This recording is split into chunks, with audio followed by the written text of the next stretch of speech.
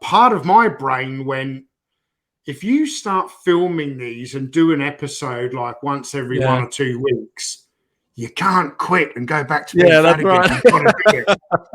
You're under that added pressure. Listen up, Vegas.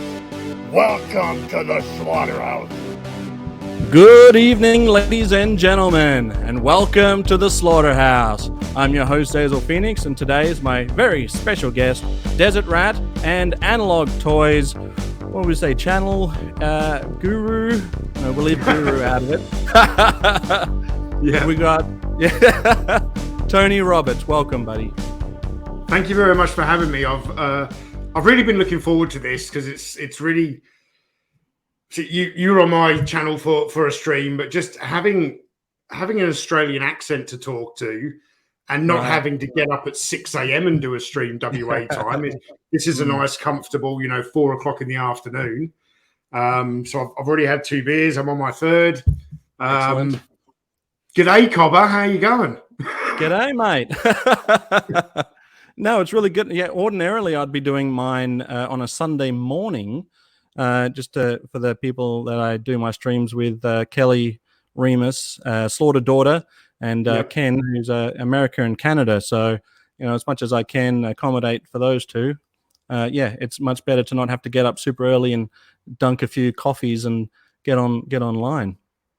But today, I want to talk to you about, just basically Tony Roberts. We want to go from Action Force to Action Force and that amazing story that's happening in between that. So, it's quite the story.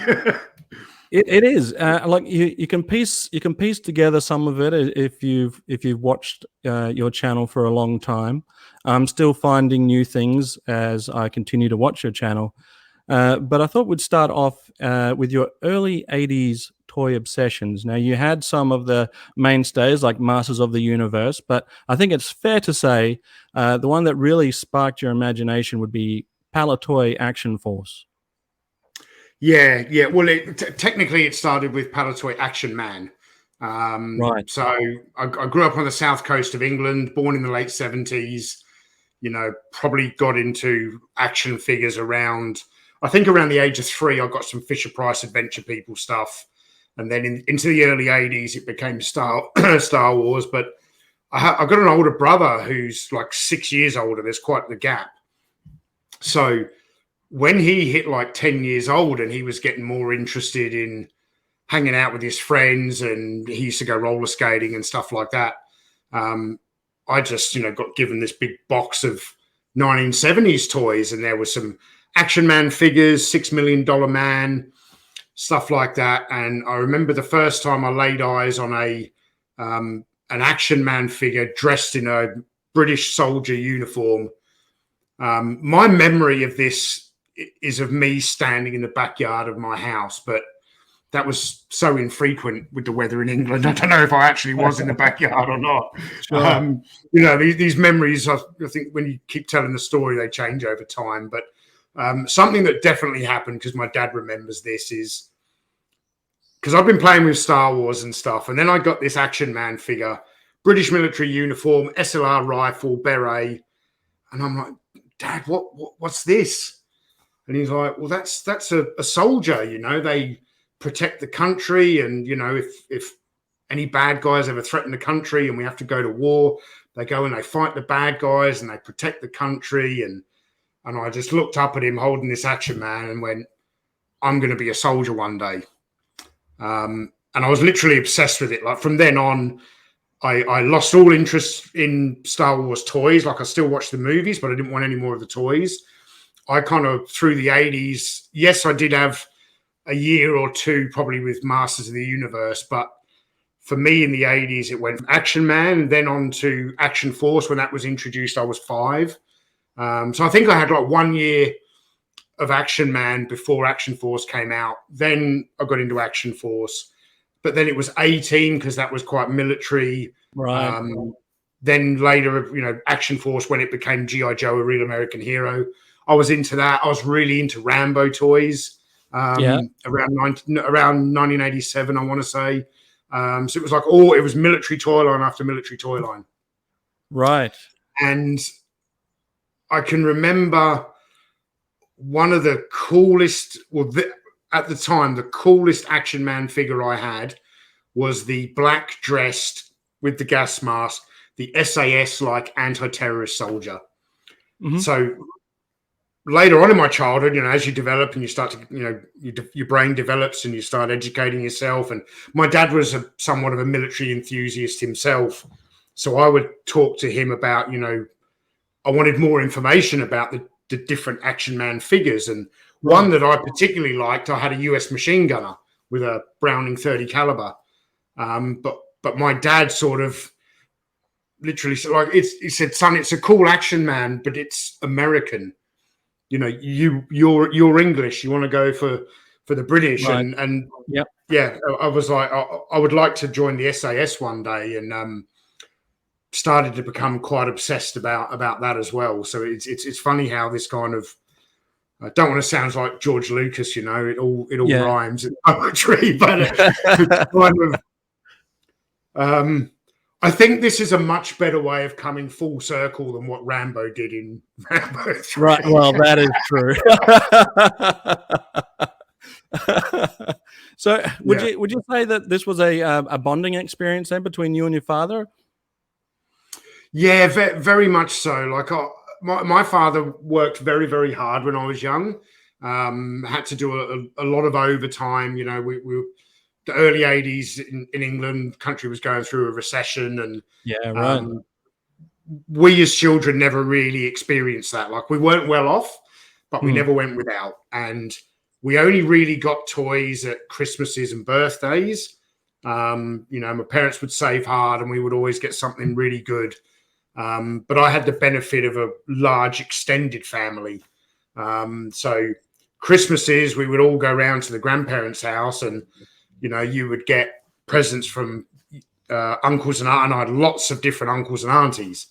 Yeah. So, like, I remember the year I was collecting like Action Force International Heroes. Every uncle and auntie would bring me 2 carded figures. I did a whole video about this. But the grandparents would get you a vehicle, and then my parents got me the Cobra Hydra for the big one. Yeah. So between that extended family, and they were really good at talking to each other about, right, you get him that figure, I'll get him this different figure, so you don't get 2 of anything. Yes. Except that damn Telly Viper, I got 2 of those. All right. Well, Telly Viper's not too bad to get doubles of, I suppose. Yeah, but when the only figure from that year that you didn't get was Storm Shadow. Yeah. But you got 2 Telly Vipers. I'll give you both of these Telly Vipers for a Storm Shadow. Oh yeah, that'd be a sore spot for sure. Yeah. So I feel like it's for a lot of people when they're growing up, it's hard to find something to relate to with your parents as you're growing up. So to have something that you can tie back to your childhood and a positive experience with your father is it's really nice to hear. It's really great. But I do know that there was at least one Action Force G.I. Joe that you weren't too fond on. This guy behind me, Sergeant Slaughter. I would be remiss if I didn't if I didn't at least bring that up as a little, it was a little lackluster. So when I was growing up in the UK, we had no exposure to American wrestling whatsoever. Yeah. So we didn't know who Sergeant Slaughter was. So when Hasbro had brought him into the range in the States, I don't know can't remember what year they brought him into the range, 85 or 86, something like that. Right. He didn't get released in the UK until 1988. Right. Yeah. And when they brought him in because they had licensed the brand from Hasbro was basically just bringing G.I. Joe stuff to the UK and changing the package to Action Force International Heroes. Yeah. So when they brought it to the UK, they're like, well, no one knows who Sergeant Slaughter is. And certain parental groups said, like, Slaughter is probably, but Britain was a little bit more conservative, I want to say. You guys had the certainly Teenage Mutant Ninja. No, you didn't have the Ninja Turtles. You had the Hero Turtles. The Hero Yeah, Turtles. And every scene in that cartoon where Michelangelo uses nunchucks got edited out and replaced with a grappling hook, because there had been some kids who'd hurt themselves with nunchucks in England, so they outlawed nunchucks. And so he got renamed Sergeant Slammer. So having no context around who he was, I didn't have this kind of love of him from wrestling. I don't have an issue with the figure at all. What it was that I knew I had this certain budget for my birthday. Yeah. And I'd gone to this toy store and I wanted the Havoc, which was a much bigger vehicle. Yeah. And they didn't have the Havoc. And rather than being patient and saying, oh, let's go to another store or go somewhere else, like, I'm going to get Sergeant Slaughter and his Triple T. That's a thing. And after taking it home and playing it with it, it was actually the Triple T that I didn't like. Yeah. I hear that a lot. As you'd know from childhood, G.I. Joe toys were kind of like snapped together model kits. Once you had built them, they didn't fit back in the box. Yeah. So I was like 10 years old, possibly 11. This might have been my 11th birthday, actually. Gingerly taking it all back apart to put it back in the box to take it back to the shop and exchange it. So yeah, Sergeant Slaughter, I don't hate you. I just don't like personal. So you've gone from playing soldiers to wanting to become a soldier, and that led you to the Cadets, I believe. Yes, yep. So I moved to Australia that same year, in 1988. We moved in September. Settled in. We travelled around for a bit. My parents took the opportunity to hire a camper. We flew to Melbourne, hired a camper van. We went up the Great Eastern Highway, or whatever it is, the Great Ocean Road. I remember going to the Grampians and seeing massive grey kangaroos that are actually scary. Like, they're huge. Yeah, they can mess you up. Not like the little kangaroos we get here in WA. But yeah, we travelled around for a bit, and then we settled in Perth. We arrived in December, but our stuff hadn't got here yet. And while my parents were looking for a rental property to move into initially, we actually spent Christmas in a caravan park. And I remember that Christmas probably being the first Christmas in my life where I didn't get any toys. Right. I've gone from, cold winter Christmases to now living in a caravan with no AC, and it's 40 degrees on Christmas Day. Yeah. And my parents were buying me snorkels and flippers to go in the swimming pool at the caravan park. And we were kind of really getting into all of that. But a couple of years later, at the age of 13, that's the age you can join Army Cadets in Australia. I had the option of 2 different cadet units because the high school I went to didn't have one. So I could either go to the nearest school that way or that way. And the only reason I picked the one I went to was they said they would take me at the start of the year that I turned 13, so I could join in January when I turned 13 in June. Right. Whereas the other place said, we won't take you until you turn 13. I was like, well, I can join 6 months early by joining this one. So I joined that Army Cadet unit. I was with them right through high school. I actually left as a cadet sergeant. I remember going down to Fremantle during the school holidays and doing a sergeant's course, and which was really, really good preparation for not just going into the army later in life, but I think at 13 when I joined, I was a very shy child, and like 4 years in the Army Cadets really gave me a lot of confidence. I met a completely different circle of friends. I didn't have all these stresses of high school where, high school can tend to have these cliques and things. And none of that bothered me. I kind of went through most of high school as a bit of a grey man, not interested in being friends with the cool kids or because Friday would arrive. My mum would, I would race home from school, get changed into my uniform, cadet uniform. Mum would drive me there, and we would be there for like 3 hours on a Friday night. And then a lot of my friends, my mum used to have a Nissan Vanette. She would pick up like 6 of my mates, bring them all back to my house, and the house had a games room with a pool table, and we would play pool, and we would all sleep in there, and my friends would spend the weekend. And because we had this shared similar interests, and we came from all different high schools, and we were different age groups as well. Even if we were from the same high school, we were in different years. So they were my buddies through high school. That's great. I actually did Army Cadets for a short while when I was living in Perth. I went to high school in Perth too.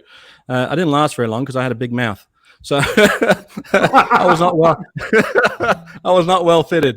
The weird thing is, you're not supposed to have a big mouth when you start, but by the time you become a sergeant, then you have to have a big mouth. I think I tried to start as a sergeant. Yeah, it's What high school did you go to? I went to Governor Stirling Senior High School in, I guess it was South Guildford, West Midland, maybe. It wasn't a very prestigious school.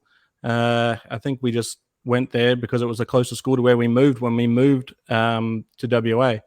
So, I met some pretty good friends there, but I didn't go to cadets because of the high school, though. The high school really didn't mention cadets at all. I think I just found it somehow and then joined up because I thought I might be something to do after school or whatever. And, I got myself into a lot of trouble. Every time I went there, I got myself into a lot of trouble. And usually it was my mouth that was getting me into trouble. So, it didn't last long.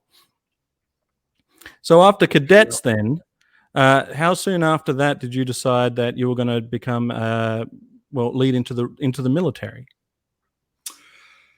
So in Australia, well, at that time anyway, if you completely finish high school at year 12, that's the year you turn 17. And the school year was, January to December, or February to December. So my birthday's in the middle of the year at 17. So I tried to get an apprenticeship when I was 15 because I wanted out of high school. Didn't hate it. I just found it quite boring. Tried to get an apprenticeship. So I spent a 6-week summer school holidays working in a cabinet making shop. But fortunately for me, the guys there thought I was too lazy when I was 15, which was good for me. I'm glad they didn't give me an apprenticeship. Sure. So really, I've just felt like a lot of people who do year 11 and year 12, that's to get more kind of academic credits if you want to go to university or whatever. And I just wanted to go in the army. And I was like, I don't need year 11 and 12. I'm just treading water. I'm just waiting to turn 17. Yeah. And at the time in Australia, you could get your learner's permit at 16 and 9 months and take your test on your 17th birthday, which is what I did. And I remember having to take my driving test at 8 o'clock in the morning on my 17th birthday at Warwick Police Station. Took my driving test, passed it first time, did the paperwork. The instructor who'd been giving me lessons dropped me back home. And my dad said to me, "Oh, well, you've got your license now. If you want to drop me at work, you can go and spend the day in the car." Right. So I dropped him at work and I drove his car around. And I picked him up in the afternoon. I drove him home and I waited until my mum and dad were both together. And so what did you get up to today? Where'd you go in the car? We're probably going to get speeding fines through now. Right. I'm like, no. It's all good. So what did you get up to? And I said, I joined the army. And I got my car. I got my dad's car. I was 17. I actually technically hadn't joined the army, but I drove to the recruitment office in the middle of Perth City, walked in and went. And I'd been in about 3 or 4 months before with my parents. But I went in and I was like, right, what have I got to do? And it's made all these appointments to come back and do medicals and this and that. And you have to do these aptitude tests. And I performed so well on the aptitude tests that the army wanted me to go and finish year 12 and then join the army as an officer. And I said, but I'm not doing any of like the academic course. I'm at high school doing woodwork, metalwork, all of those subjects. I wasn't doing algebra and stuff like that. And they're like, no, you just need to finish year 12. And I'm like, I don't want to be an officer. I don't want to go back to school. I just want to be in the army. General enlistment. That's what I want to do. So my birthday is right at the end of June. And I went to the 1st Recruit Training Battalion in Kapuka in Wagga Wagga, New South Wales, around the middle of August. So 6 weeks after I turned 17. That's how kind of quickly they processed it and got me into the army. And, never lived out of home before. Didn't know how to use a washing machine. I thought cadets had prepared me to a point, but like the first 2 or 3 weeks of recruit training was like I had learned how to iron uniforms, sew chevrons on, but I couldn't do laundry and I didn't know how to clean toilets and showers and sinks and but it was good. So how quickly did reality sink in then that you weren't going to transition exactly as you thought it might be from cadets into something a little bit out of your element potentially? Probably within the first day of being there, realizing that, because here's me thinking there must be all these other guys in Australia who have been wanting to do this ever since their dad gave them an action figure at the age of 4 or 5. Right. So, and then being in a platoon of 40 people and there was only one other 17-year-old kid. The average age, I want to say, was more like 23, 24. Right, yeah. A lot of the people were had tried other things and, probably had all these other dreams when they left high school, but have ended up stocking shelves in Woolies and thought, I might go and join you. So there was all these different kind of walks of life. And I was like, I wasn't expecting that. And I quickly realized I didn't know what it was I was doing wrong or how I was behaving wrong. Yeah. But the vast majority of other guys looked at me as this and I was a really immature kid. Sure. No life experience, come from a quite nice sheltered upbringing. So that was tough. And probably the first couple of years was tough. I never thought about quitting or anything like that, but I'll say that probably my first few years in the army, I was a very mediocre soldier. Right. I struggled just to get out of bed in the morning, which is not a good thing in the army. Do you think some of that's got to do with the camaraderie that you probably didn't have, that you had experienced previously in the cadets, and now coming into something where they haven't quite accepted you because you're so young, even given that you've probably very much. I don't really feel like I sort of developed any real camaraderie, this sort of camaraderie that the army is known for. And I grew up in the 80s, man. I grew up with Platoon, Full Metal Jacket, Hamburger Hill, Heartbreak Ridge, and as well as reading stories and having both my grandparents were in World War II. My dad's side, he was an army medic. He served in the Pacific Theater in Burma. And on my mother's side, my grandfather was in the Royal Navy. He drove landing craft on D-Day. So they didn't talk much about the war, but what they did talk about was the friendships that they had in the service and these guys that they were still in contact with. I didn't really have any of that probably for the first 2 years. I'd say probably when I was about 19, I really started to grow up to a point where I had experience in the army, but I also had a bit more life experience, and I was then starting to get a lot more accepted. But I also ended up in a job in the Australian Army that I was not enjoying at all. What was that? So I went in. When I joined the army, I wanted to be in the infantry. I wanted to be like a paratrooper or, the tip of the spear kind of thing. Right. And it's done very, very, very differently these days. But in the early 90s, you would just join the Australian Army if you were going general enlistment in a certain wave. So they would bring like 40 recruits in, you would make up a platoon, and then you'd go on a 12-week journey of recruit training. And every general enlistment soldier goes to the same place and does the same basic training. Yeah. And it's around week 4, you put in your preferences. You get kind of 3, and it's not 3 choices, as in you're going to get one of these 3 choices. It's just 3 preferences. You might not get any of them. Yeah. Okay. And my preferences were infantry, armor, and then cavalry. So 3 very much, frontline soldier type jobs. Yeah, yeah. When we got to week 8, we were told we've got 22 positions for Royal Engineers, 10 positions for transport, like spend the next 4 years driving trucks, 2 cooks, and something else. No infantry, no armor, no artillery, none of that stuff. Wow. I was like, oh, right, this is what I'm faced with.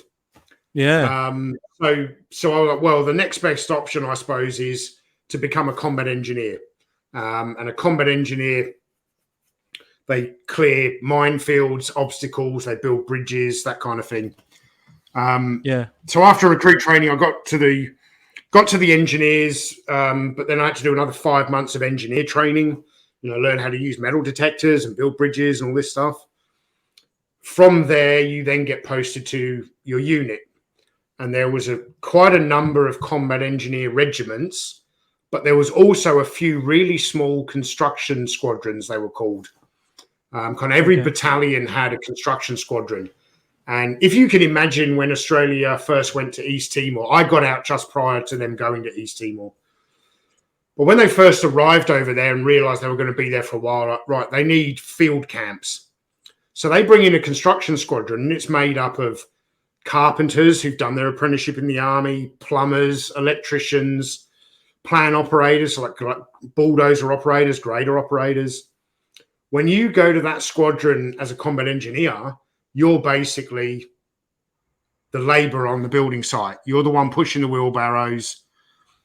Because I was young and immature and not a great soldier, the 22 of us who went to the Corps of Engineers, probably 19 of those got to go and be a combat engineer. And the 3 of us who were at the bottom end of that scale went to construction squadrons. And then from there, I ended up, they were building RAAF base Sherga on the Cape York Peninsula, about 30 kilometres outside of Weipa. Yeah, right. And I spent the next 2.5 years of my life spending 9 months a year at RAAF base Sherga in the middle of nowhere as a plumber's assistant, doing concreting, building concrete formwork. My uniform at the time was King G khaki shorts and a short sleeve King G. I didn't even wear a camouflage uniform. I wore safety boots and King G's. So look, you're already feeling pretty deflated after you've gotten there. You can't get into infantry where you wanted to be, which might have turned the tide a little. And now you've been put somewhere where you don't want to be. You're not even in uniform. You may as well have gotten an apprenticeship and done it that way. So then what was it then that turned that tide, that brought back that passion and gave you that that what's the word I'm looking for? The pride that you obviously show now for being a soldier. So what happened when you join general enlistment in the Australian Army? You joined for 4 years. By the time I'd done basic training and then what did they call it back then? Special employment training. So everyone does 3 months of basic training. And then depending on whether you're going to drive a tank or be a cook or be an MP, your specialist employment training can be whatever length it's required. And that was, I basically, with leave and stuff like that, I'd basically been in the army for almost a year by the time I actually got to a construction squadron. Right. And I'm now, a qualified soldier and I'm working. So 2.5 years later, 6 months before my 4 years is up, you have to kind of give the army an indication if you're going to re-enlist. And what all my other peers were telling me was that if you don't want to be here, this is your opportunity now. They don't want to lose anyone from the army. They try and retain as many people as possible. Sure. So tell them you're looking to discharge, unless I get like X course or transfer here or whatever it was. And doing what they call a corps transfer, like going from the Corps of Engineers to the Royal Infantry, that's not very common to do that. Does not normally get approved. So what I decided to apply for was I just want to go to a combat engineer regiment where the guys do wear camouflage uniform every day. They actually train with rifles. All I was doing was like once a year having to do my routine army firing test and pass. And then I wouldn't see a rifle for another year. So I kind of expressed my interest that I wanted to transfer, and they kind of were mulling over it, I think, and it went on for quite a while.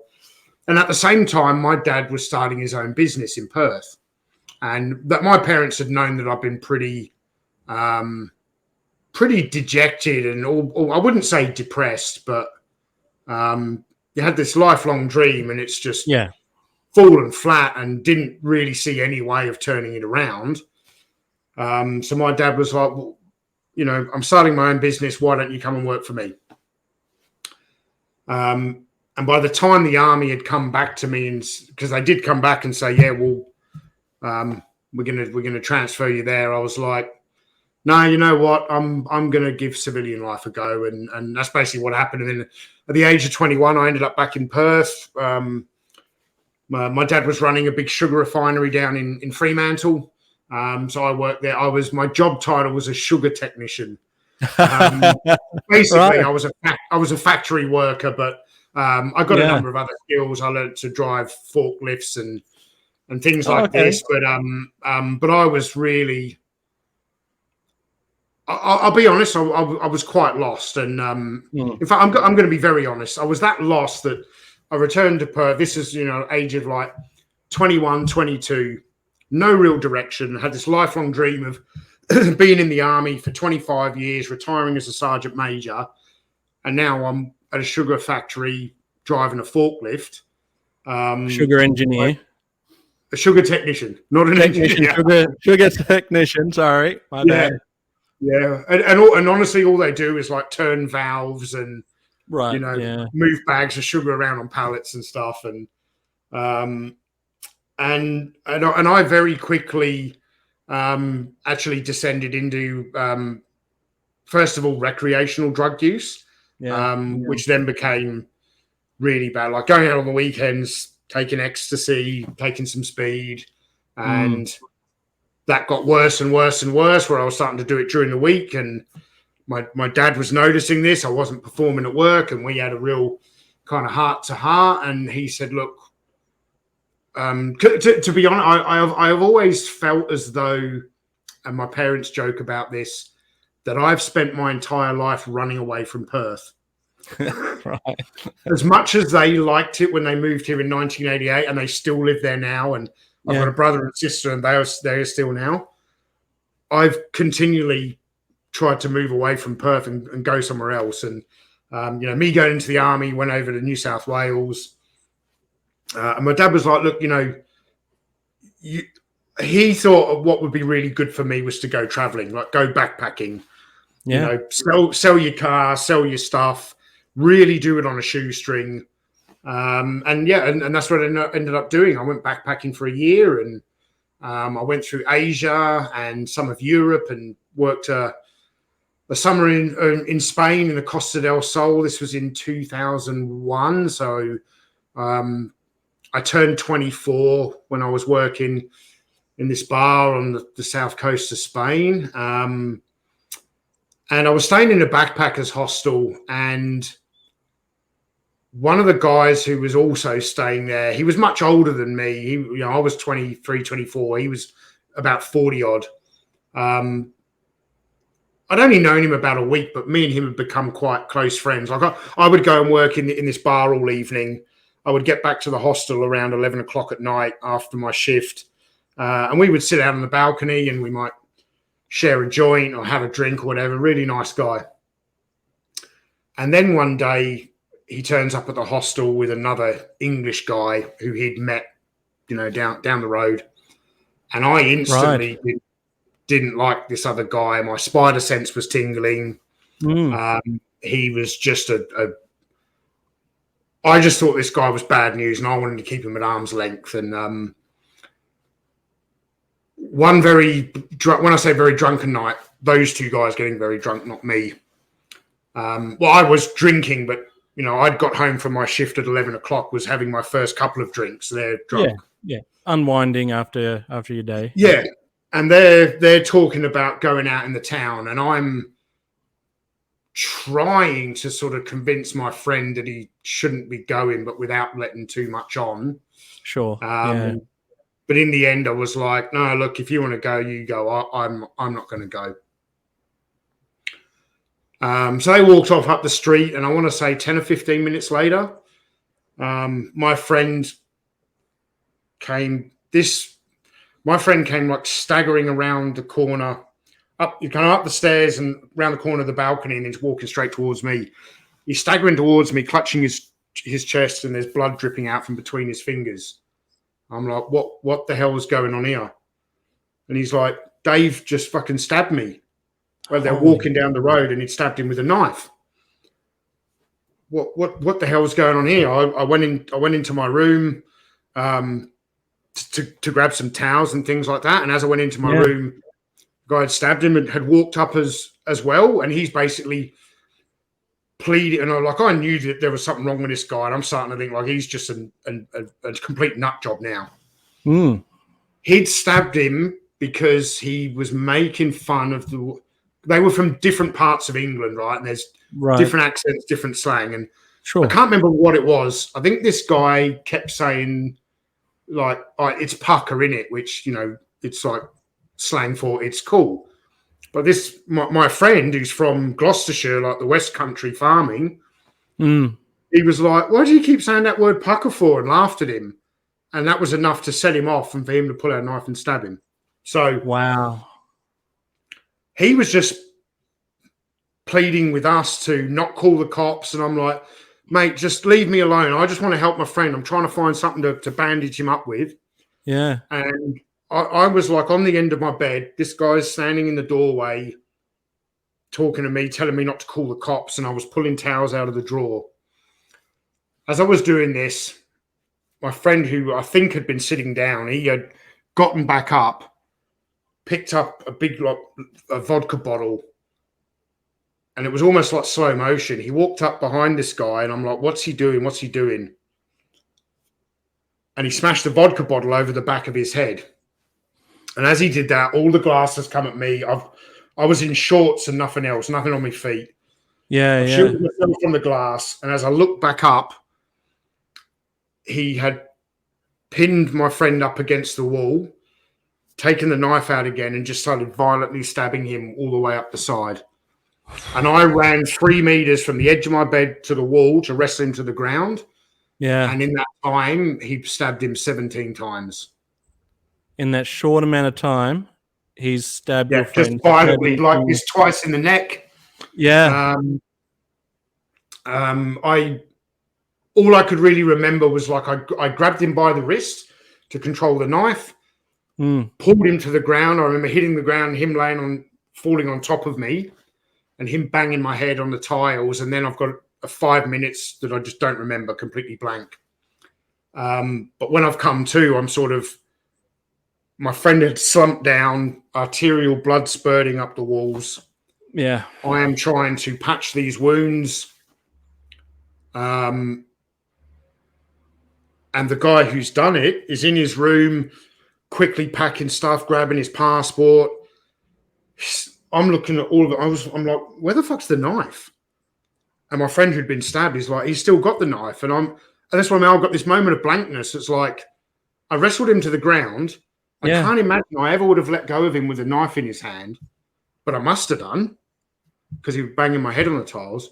But he never stabbed me. I don't know what the fuck happened. So no wound to you at all in this scuffle. hit your head? Oh, I had a cut on the side of the head where he banged my head on the tiles. Right. But I think once he'd done that, perhaps he did sort of partially knock me out. I think he maybe has stood up and gone, "Fuck, what have I done?" And then started. He was looking for his passport and a change of clothes and all this stuff. And yeah, I'm not going to go into much of the rest of this. This is going to come out. I'll talk about this in detail in my documentary. But basically, my friend bled to death on that balcony. I kept him alive for a long time.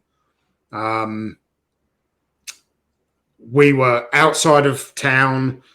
No one else in the backpackers hostel had a mobile. This is the early 2000s. Like, people had mobile phones. Backpackers didn't have mobile phones. No.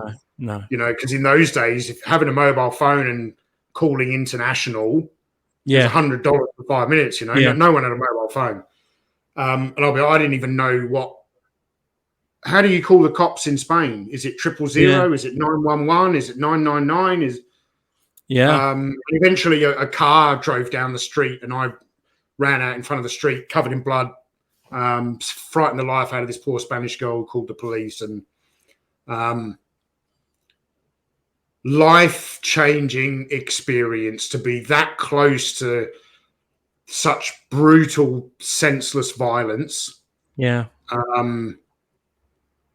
Intervening, but being very unsuccessful. I wasn't able. I mean, I suppose I did stop the attack. He got 17 stab wounds instead of maybe 30. This guy went into a complete frenzy. But I wasn't able to save my friend's life. I was able to keep him alive for, it's hard to tell how long it was for. I want to say 20 or 30 minutes. Yeah. But after that happened, I was very traumatized for a long time.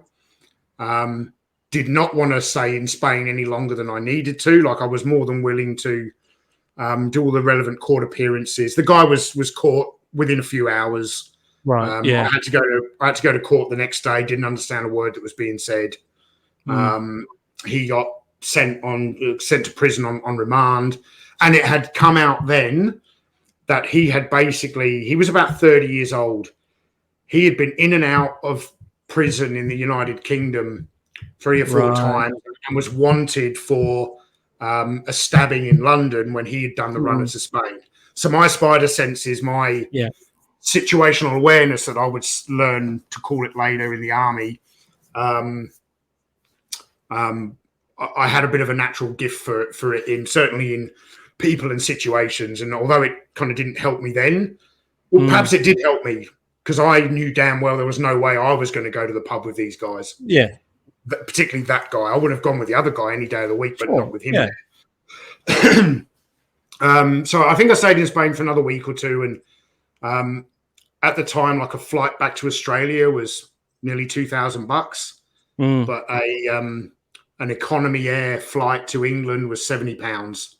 And I still had all my aunties and uncles there. And I was like, well, I'm going to go to England and kind of see how that goes. And that was in July of 2001. And of course, by September of that year, there was an event that changed the world. Right, of course. And after being kind of still being traumatized, but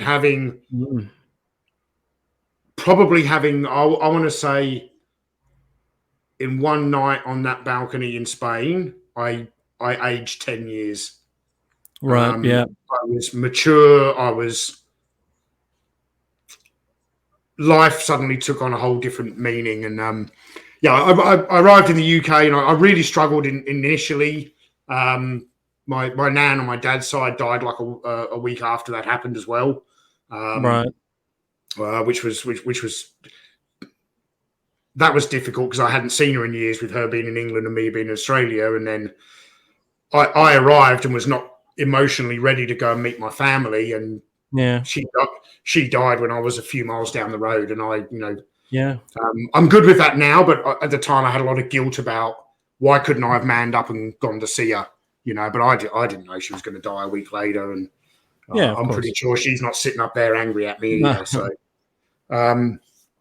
so over the next few months, I got a job in. There's a big pharmaceutical company in my hometown in England where like nearly everyone in my family has has worked at one time or another, and I got a job there on the packaging floor where they were putting antibiotic tablets into, you know, the little blisters like where you pop your Panadols out.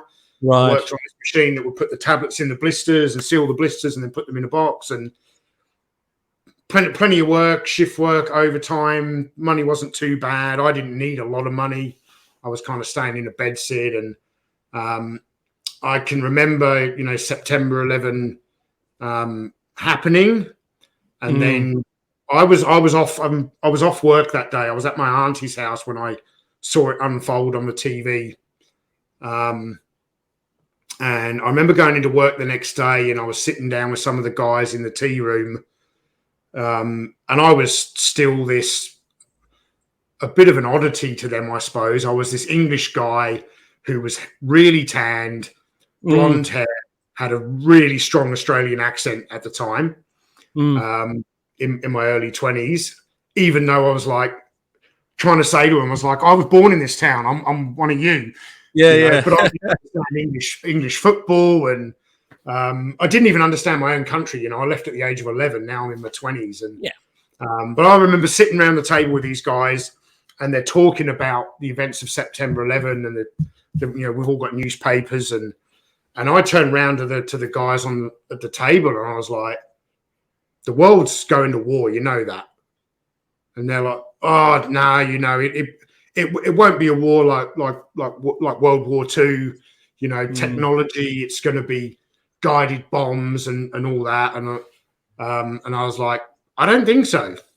I don't think this is going to be like that. I think they're going to need to have soldiers, you know. And I at the time we didn't know what country. It was assumed it was some sort of Middle Eastern terror cell kind of thing, and one of the guys at the table was like, oh, what you kind of sound keen, like you want to get involved. And I'm like, I do want to get involved. And, you know, within a week, I think I'd gone and joined the local, or certainly gone in and expressed my interest in joining the local Army Reserve unit at the time. Yeah. But really for me, I think it was a opportunity for redemption, right? My own kind of redemption. It was my second chance in life that I possibly didn't know whether I've even felt like I deserved one, but I was like, I had always, my lifelong dream of being in the army was always to be in the British Army. Nothing against Australia, but I was born in England. And it was my mum who wanted me to join the Australian Army because she didn't like the idea of her 17-year-old son going all the way back to England and joining the army. You know, at least in Australia, there wasn't an international border to cross. If you know, so here I am. I'm back in England. I've got a second chance at this. I know where I went wrong last time with my maturity and all of that, but also I think what I had been through in Spain had really kind of changed my outlook. I talked before about those kind of those couple of years in Perth after leaving the Australian Army, when I was doing a lot of recreational drugs, and that continued when I was backpacking. Nowhere near as much, because it was kind of, you know, I was moving around a lot, but you know, you come across people in Thailand and they might have a joint. Joint's no big deal. But I sort of got to England where, to be honest, I actually think those kind of drugs are a lot more readily available there. And I was like, nah, I'm stopping all of this today. This is my second chance in life. I'm getting myself on track. I'm getting myself fit. And at the same time, I got offered an apprenticeship where I worked because I was quite smart, could do a lot more than just operate this packaging machine. And that's where my dad had got his trade in the late 60s, early 70s. And a lot of the older guys there who are now engineering managers and maintenance managers remember my dad. And he had a good reputation. And it wasn't just a straight off, oh, let's give Fred's son an apprenticeship. I still had to pass all the aptitude tests, but I kind of did really, really well on them. So that was the only reason I didn't go regular army. I was like, oh, I've got this apprenticeship. I'll kind of do both. I was in the local infantry regiment, Princess of Wales Royal Regiment. For anyone who's seen some of the fitness videos, you might sometimes see I wear a T-shirt, and that's why it's got the Princess of Wales Royal Regiment badge on there, if you recognise it. Not a lot of people would, I don't think, outside of the British Army. I didn't. No. But I did about a year with those guys as a reservist, so a weekend a month. They say 2 weeks a year, but I was doing more than that. I was just any annual leave I had from work, I would go and do a course with the Army. And I went and did an infantry course at Cadets, which I had to do to basically kind of complete my induction training. And they let me fast track a lot of stuff because I'd been in the Australian Army before, and there were certain things that are kind of similar.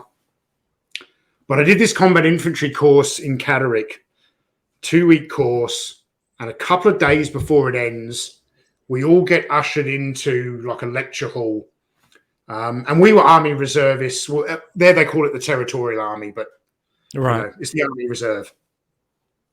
We were reservists from all over different parts of England and Scotland, all go to this one place. So, a lot of the guys there, I'm not going to go train with them the following week. I think there was only like 3 or 4 of us from my unit who were there. All the other guys were, relative strangers. And but they all take us into this lecture hall a day or two before the course ends. And in come 4 or 5 soldiers who instantly you're like, they're soldiers, but something's a bit odd because that's not a regulation haircut. His boots are unbloused. They're not wearing any badges, any rank. Like, I wouldn't say scruffy, but they weren't wearing their uniforms according to British Army standards. And, guys out with sideburns. One guy had a beard. Like, you can't have a beard in the British Army. So the guys in my row were sort of like, well, what's this? And I'm like, these guys are special forces. Because I'd read some books and stuff before, and they proceed to introduce themselves, and they were absolutely British SAS reservists. Oh, and that was the first time I ever knew there was a reserve element. Yeah. I knew about the SAS, but so 22nd Special Air Service Regiment is the guys at Hereford. They're the guys who stormed the Iranian embassy, and Bravo 20, that's them. Yeah. There's also the 21st and 23rd Special Air Service Regiment.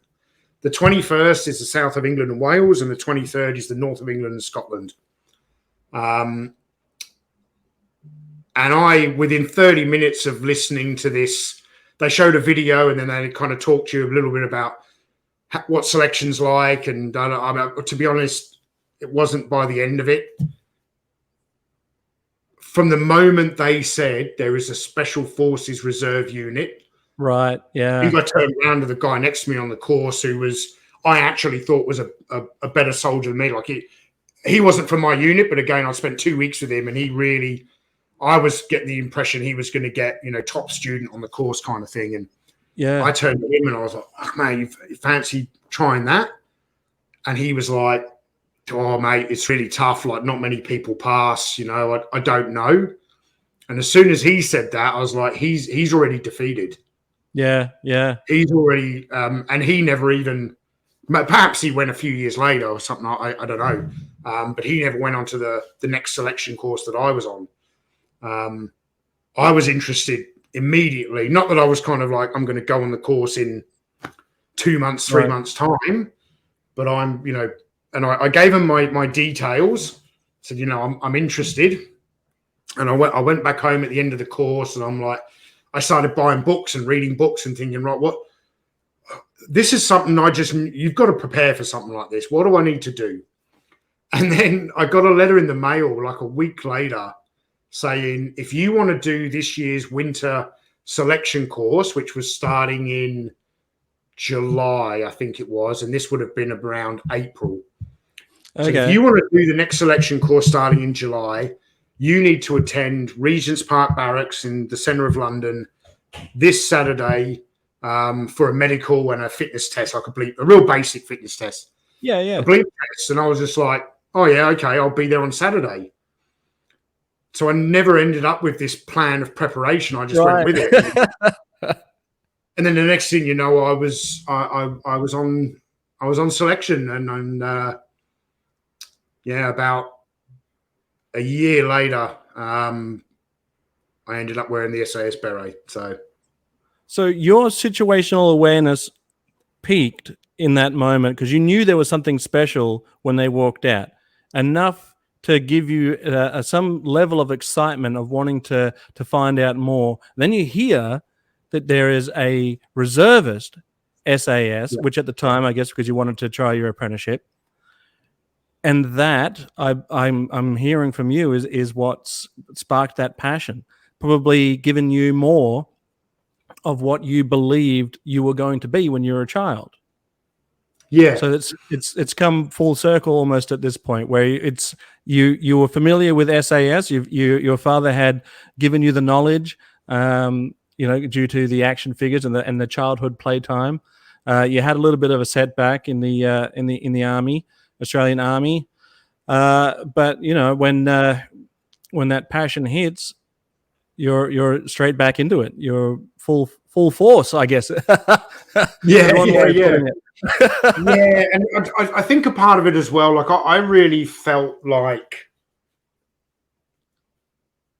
my own opinion of myself by kind of up until what happened in Spain, between leaving the Australian Army at 2021 to then that happening in Spain just after my 24th birthday, I really felt like a letdown.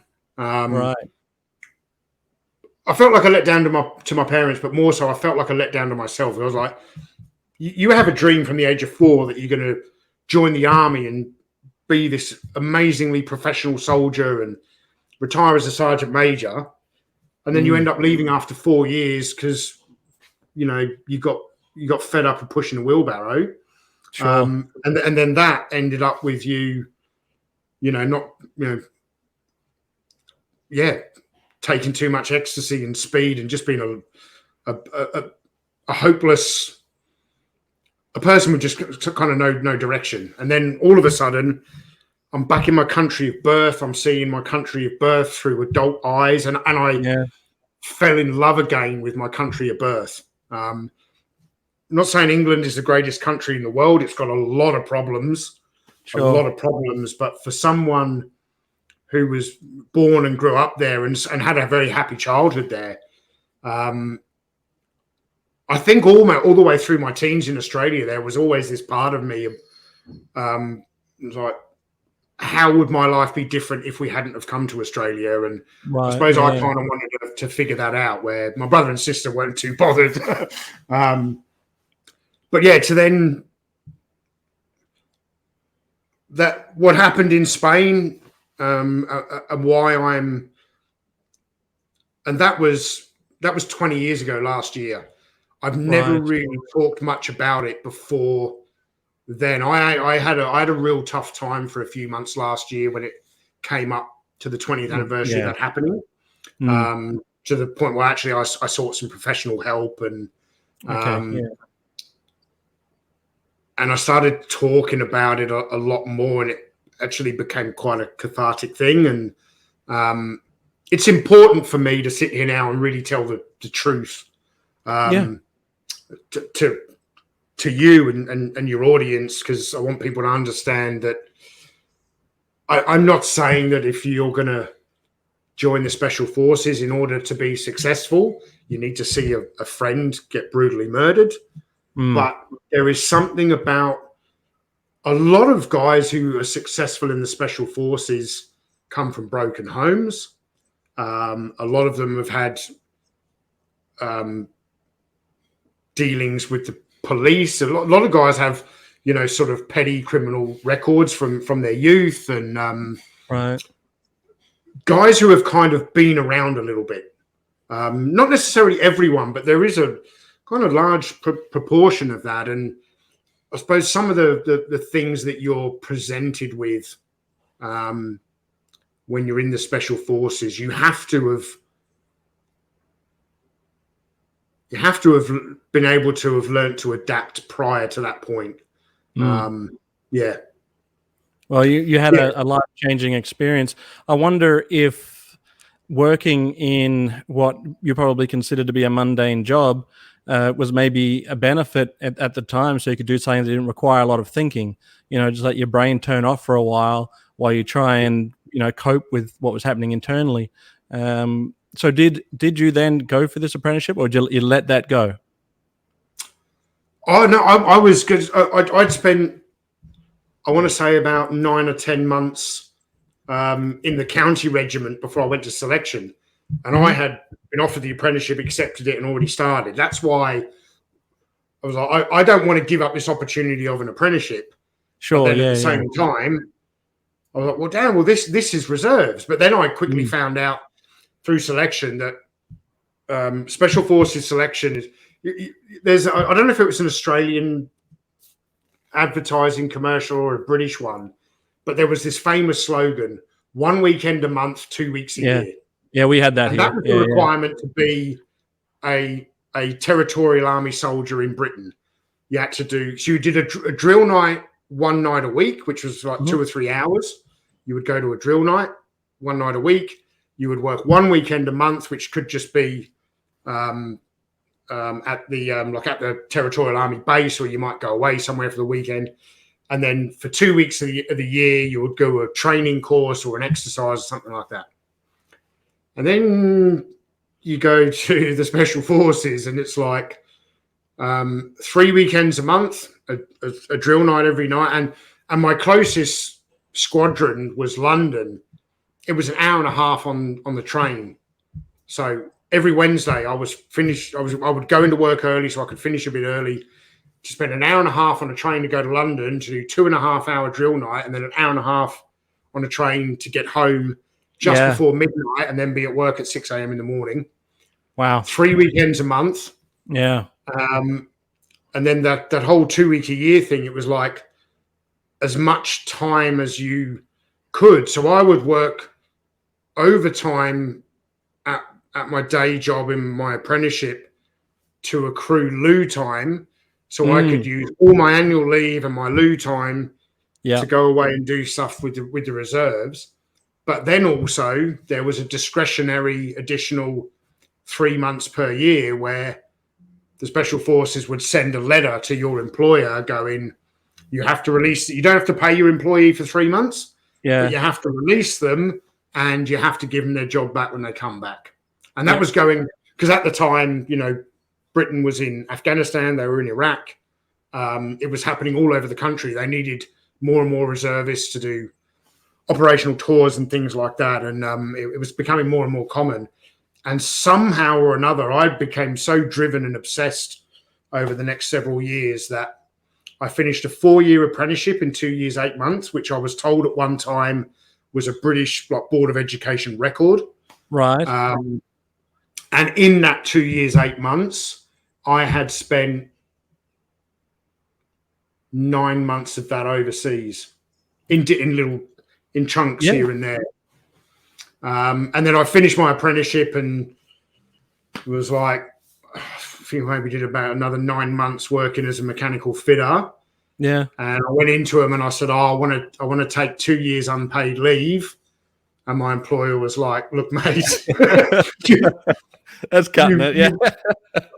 Like, not only did I finish my apprenticeship in 2 years, 8 months, I got distinctions in every single category at the City and Guilds College I went to.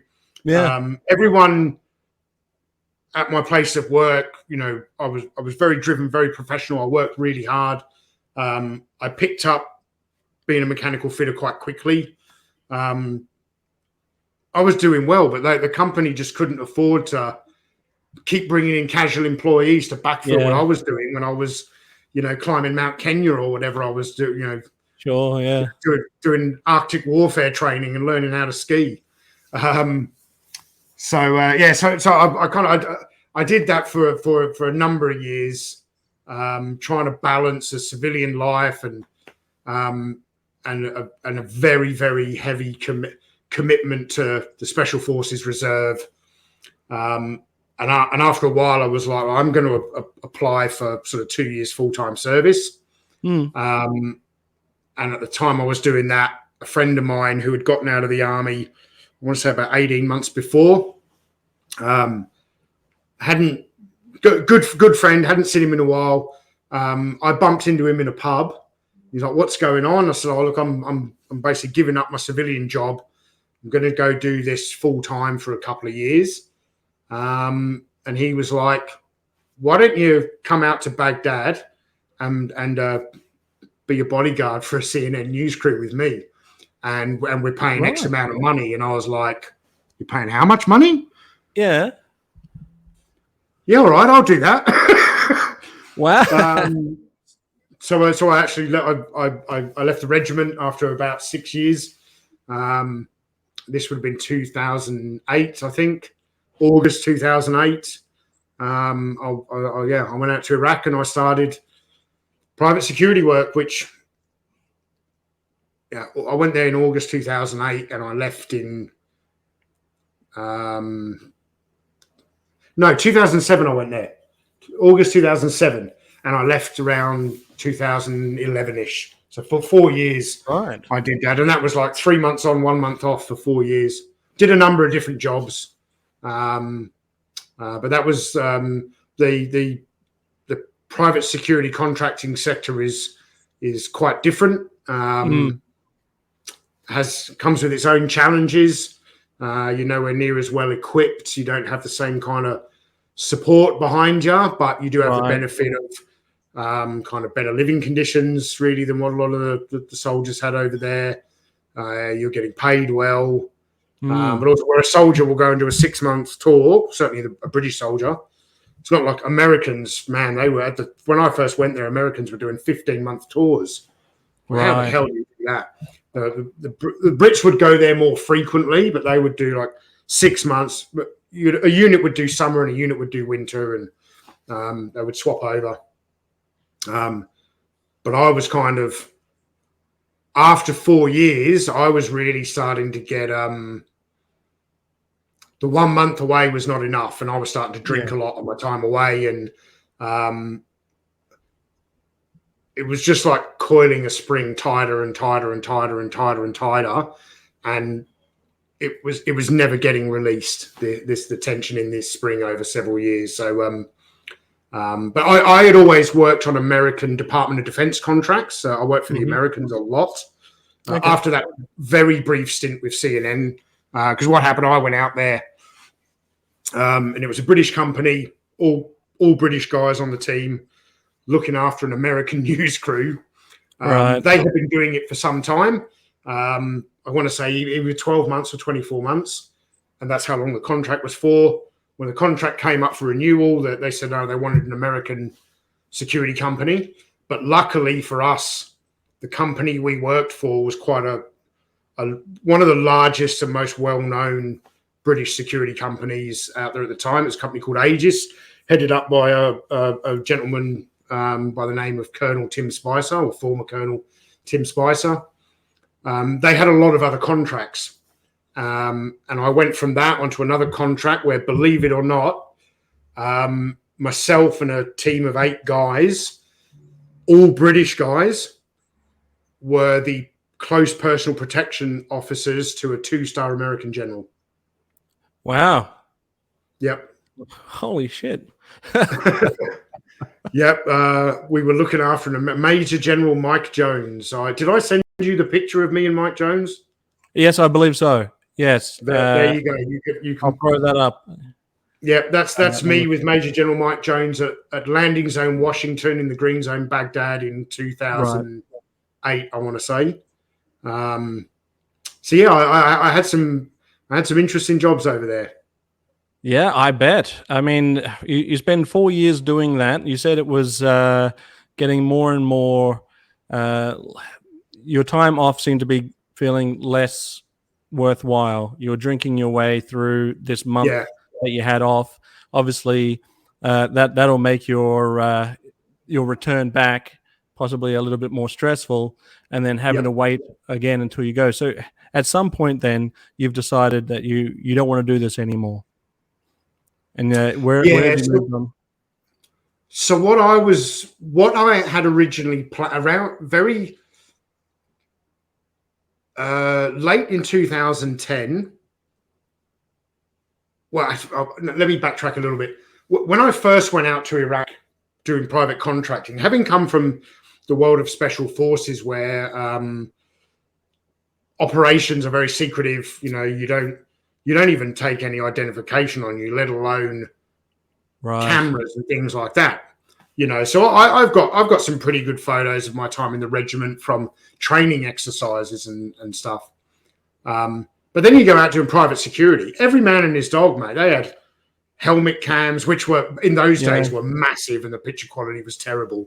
But guys were just buying like 720p camcorders and putting them on the dashboard of their car while they drove around Baghdad, because they never knew when a roadside bomb would go off and stuff. And my first paycheck, I went into the American PX in the green zone, bought a JVC camcorder, and started filming everything for some reason. And I think originally my intent was to make some videos to show my dad. I'd always been passionate about cinema, but I'd never owned a video camera before, had never tried video editing. And I started putting together these short videos with like an AC/DC soundtrack. You know, like you can't not drive into Baghdad on one of the major highways and not have Highway to Hell playing on the stereo, you know? But when I would edit these videos, I would get really interested, and I was like, no, when it cuts from that shot to that shot, it's got to be to a beat of the music. And and I had a friend in the UK who worked in documentaries.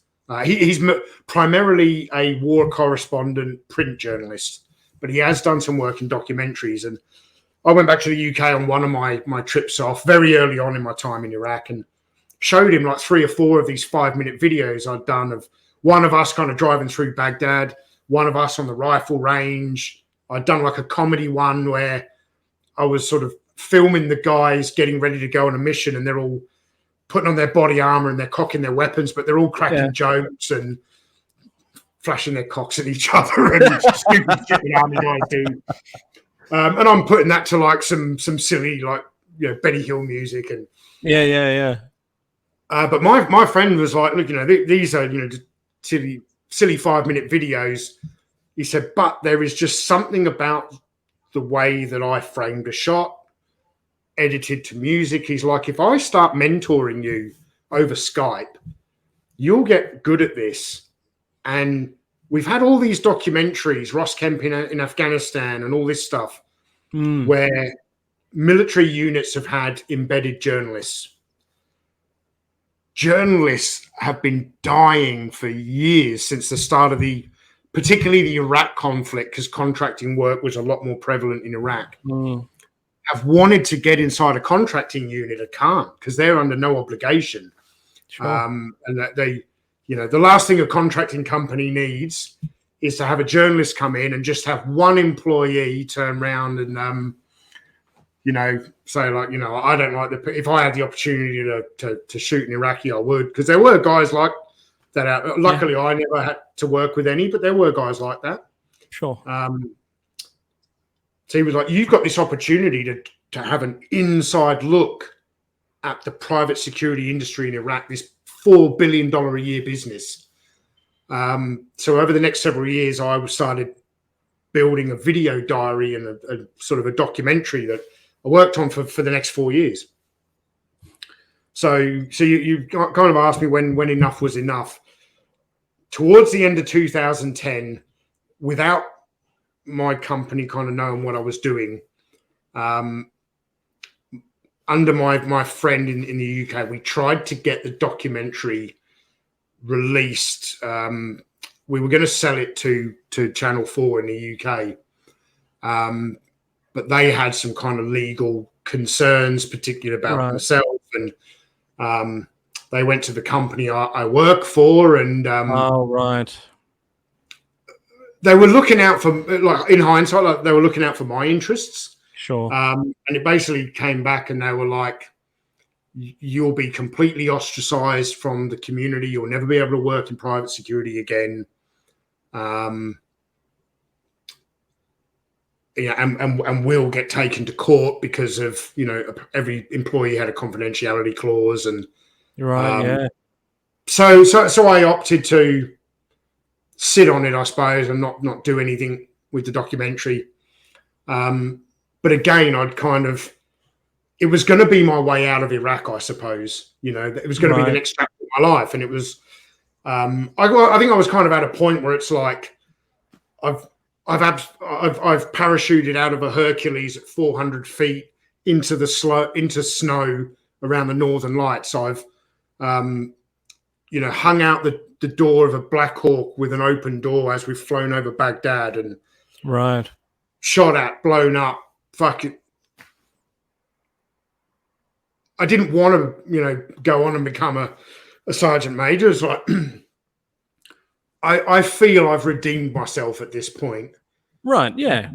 You know, I don't feel like this massive disappointment. As a matter of fact, I'm actually really proud of who I've become and what I've achieved and what's the next challenge for me. And I think a part of me kind of wanted to keep going to those places, but in perhaps more of a war correspondent. I wanted to maybe become a cameraman for someone like Ross Kemp, who would go on Extreme World. So just to clear it up then, so, I mean, the way that there was rapid growth in technology where anyone could pick up a camera at this point and be a cameraman, you know, not quite as easy as it is today, but it definitely was, the growth factor was, it was so quick that you could have something handheld. So in the 4 years that you were there, how much of that were you filming? But by the last year I was there, like I was a team leader for the last few years there of a mixed Iraqi expatriate team. So there were 6 expatriates in the team. We were mostly British. I had one American guy on the team, ex-US Marine guy. But because of this leave rotation, there would always be 1 or 2 of us away on leave, and four of us in country, 2 of us on leave roughly. Right. And then we would recruit local Iraqis that we would train ourselves. And I was running a reconnaissance team in support of the reconstruction effort. So the Corps of Engineers and the State Department, who were repairing bridges or building new bridges and building hospitals and schools, they were pouring billions of dollars into the country. But it was going into areas at that time in the late 2000s. It was too dangerous for members of the State Department to go into these areas, and actually you're building a massive hospital and you've got a concrete pour that's costing you $5 million if it goes wrong. But the civilian contractor who works for the State Department or the Corps of Engineers, he doesn't want to go into the baddest part of Alamara Town Centre or somewhere like that.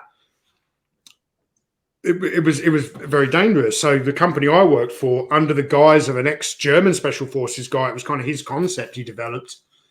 He actually pitched this concept to the Americans, and we got the contract for several years to have ex-Special Forces guys who would be comfortable training local Iraqis up so that they could operate with them. Because by moving around with local Iraqis, you get a much better sense of the atmospherics in certain towns, because they know what the town's normally like. If it's whether they're Sunni, Shia, if it's a bad area, if it's not a bad area. Had good interpreters, and I would often go in and do a lot of mediating where you might have, say, a small medical clinic being built in a small town, but the State Department has employed a contractor company from Baghdad, and they're different tribes, and maybe the village is Sunni and the people who work for the company are Shia. They come in, and as much as this town wants this clinic built, they don't want it built by these guys. But by that time, it's too late. We've given them X amount of money to build the clinic. And they would potentially, the people in the town, right, they want this clinic, but they can't get past, centuries and centuries of tribal disputes and all of this, so that they would run the contractors off with AK-47s. So I would go into the town with interpreters and figure out who the right person, who had the most influence in the town. Is it the tribal sheikh? Is it the head of the council? Always different people. And then kind of set up several meetings and build a friendship with them, and mediate for them, and would do that by saying, okay, you're going to let the contractor company continue building this, but he is only allowed to bring skilled labor from Baghdad.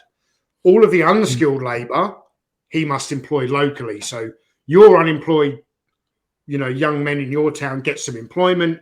You get the clinic, and kind of mediate that way. And really interesting job. One of the things I'm proudest of in my whole life, that I was helping to get schools, hospitals, bridges built over there.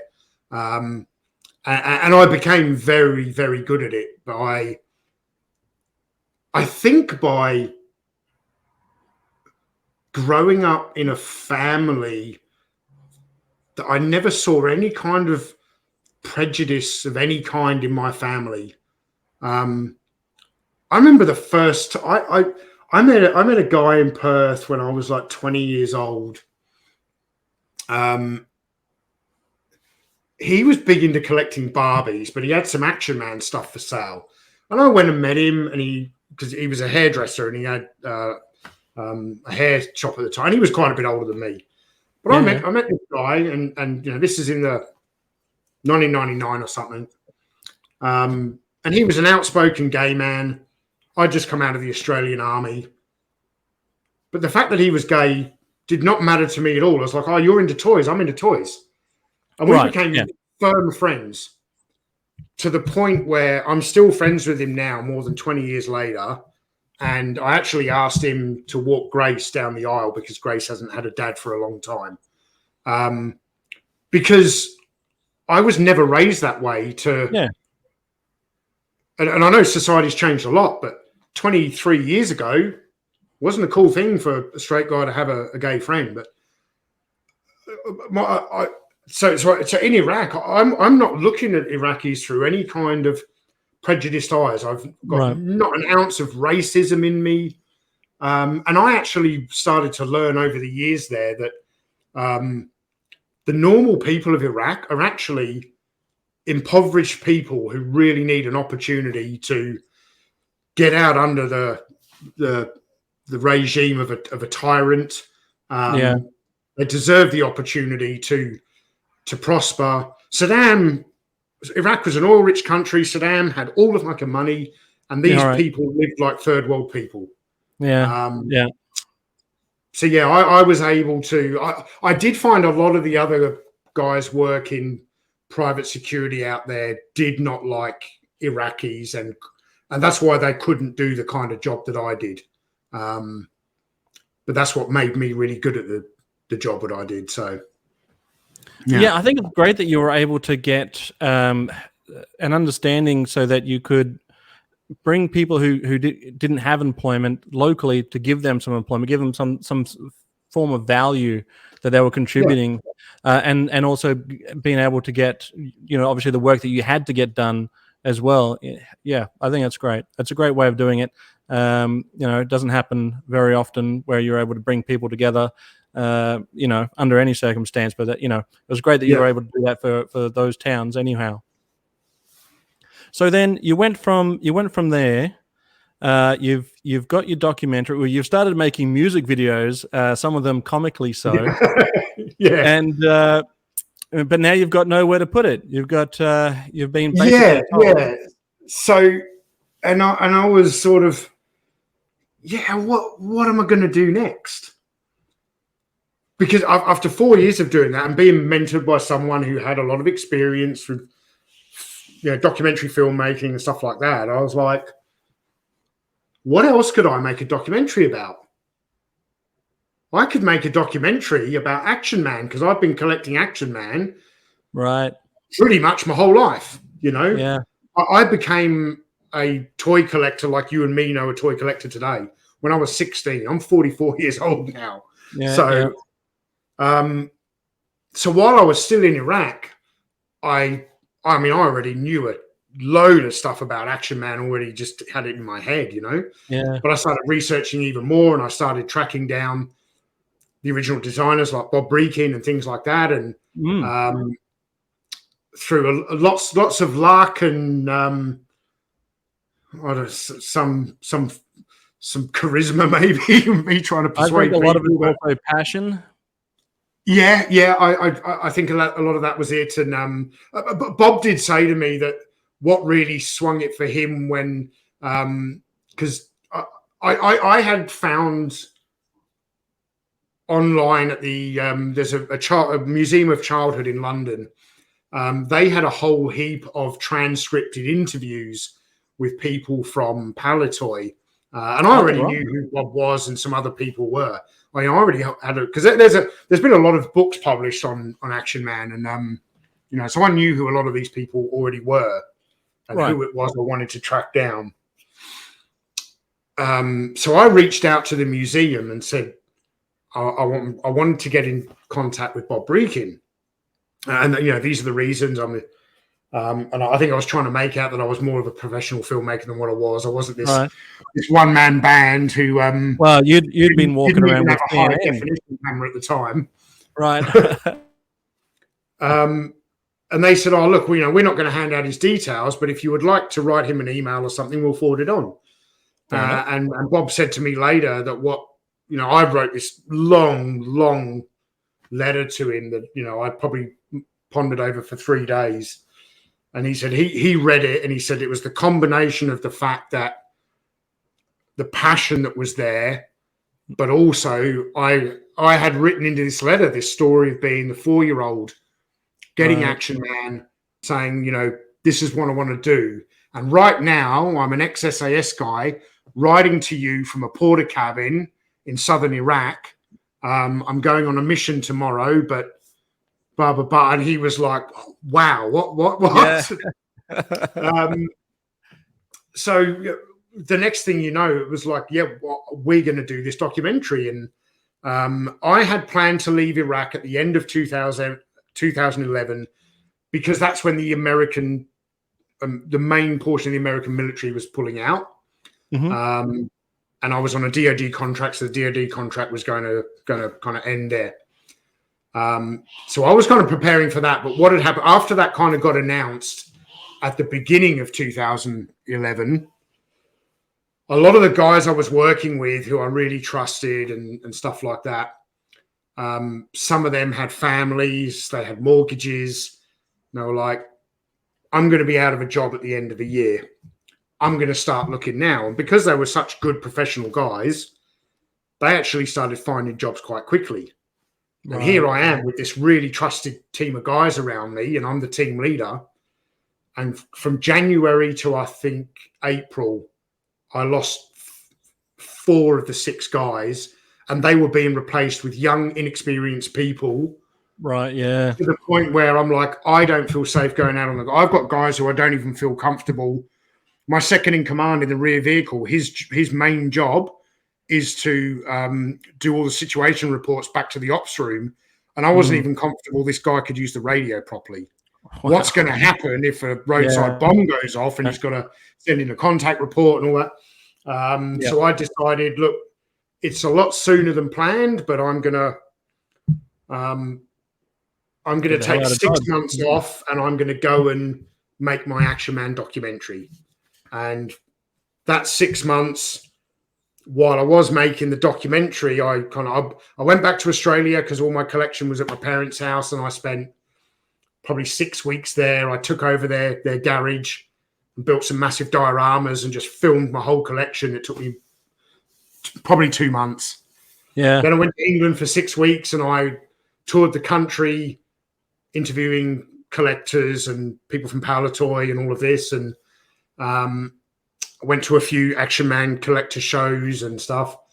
And then I returned to Thailand and started editing the documentary. And that took me a few months to do. And then I was starting to fine tune it, and then thinking, right, I probably need to go back to Iraq now while I'm figuring out the best way to get this documentary out.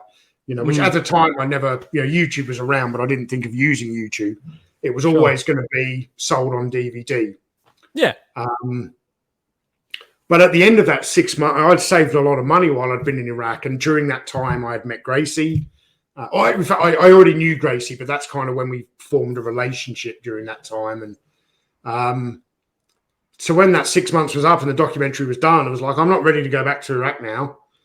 Let's go out on the piss. And then the next day, let's go out on the piss. And keep doing that, Roberts, because you're real smart. You're just blowing all your money. Yeah. And then it got to like just before Christmas, and I'm like, fuck, I'm broke. I've got to go back to Iraq. And I went back to Iraq over Christmas and New Year. Yeah. New job. First time not being on a DOD. The good thing with being on an American Department of Defense contract is they supply some of your equipment, so you get some pretty good equipment. You do get a level of kind of backup from the Americans. When I went back out this time, I was working for a security company who was working for an oil company who were doing exploration drilling rigs around the deserts north of Basra. The conditions were poor, the food was poor, the money had dropped a lot.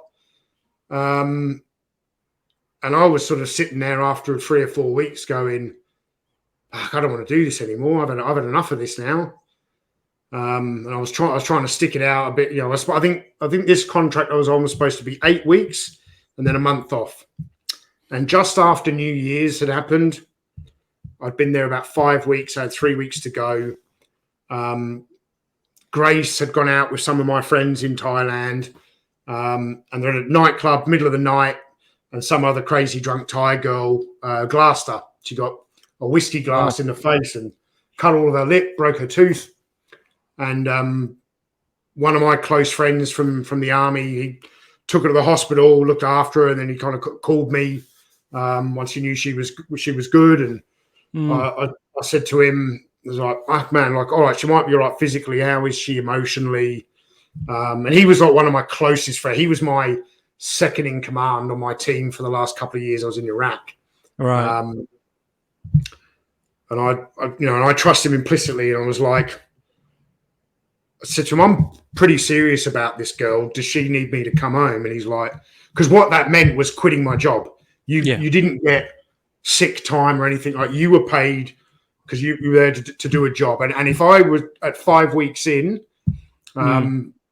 with a new company, not only if I quit then, I would never work for that company again. Yeah.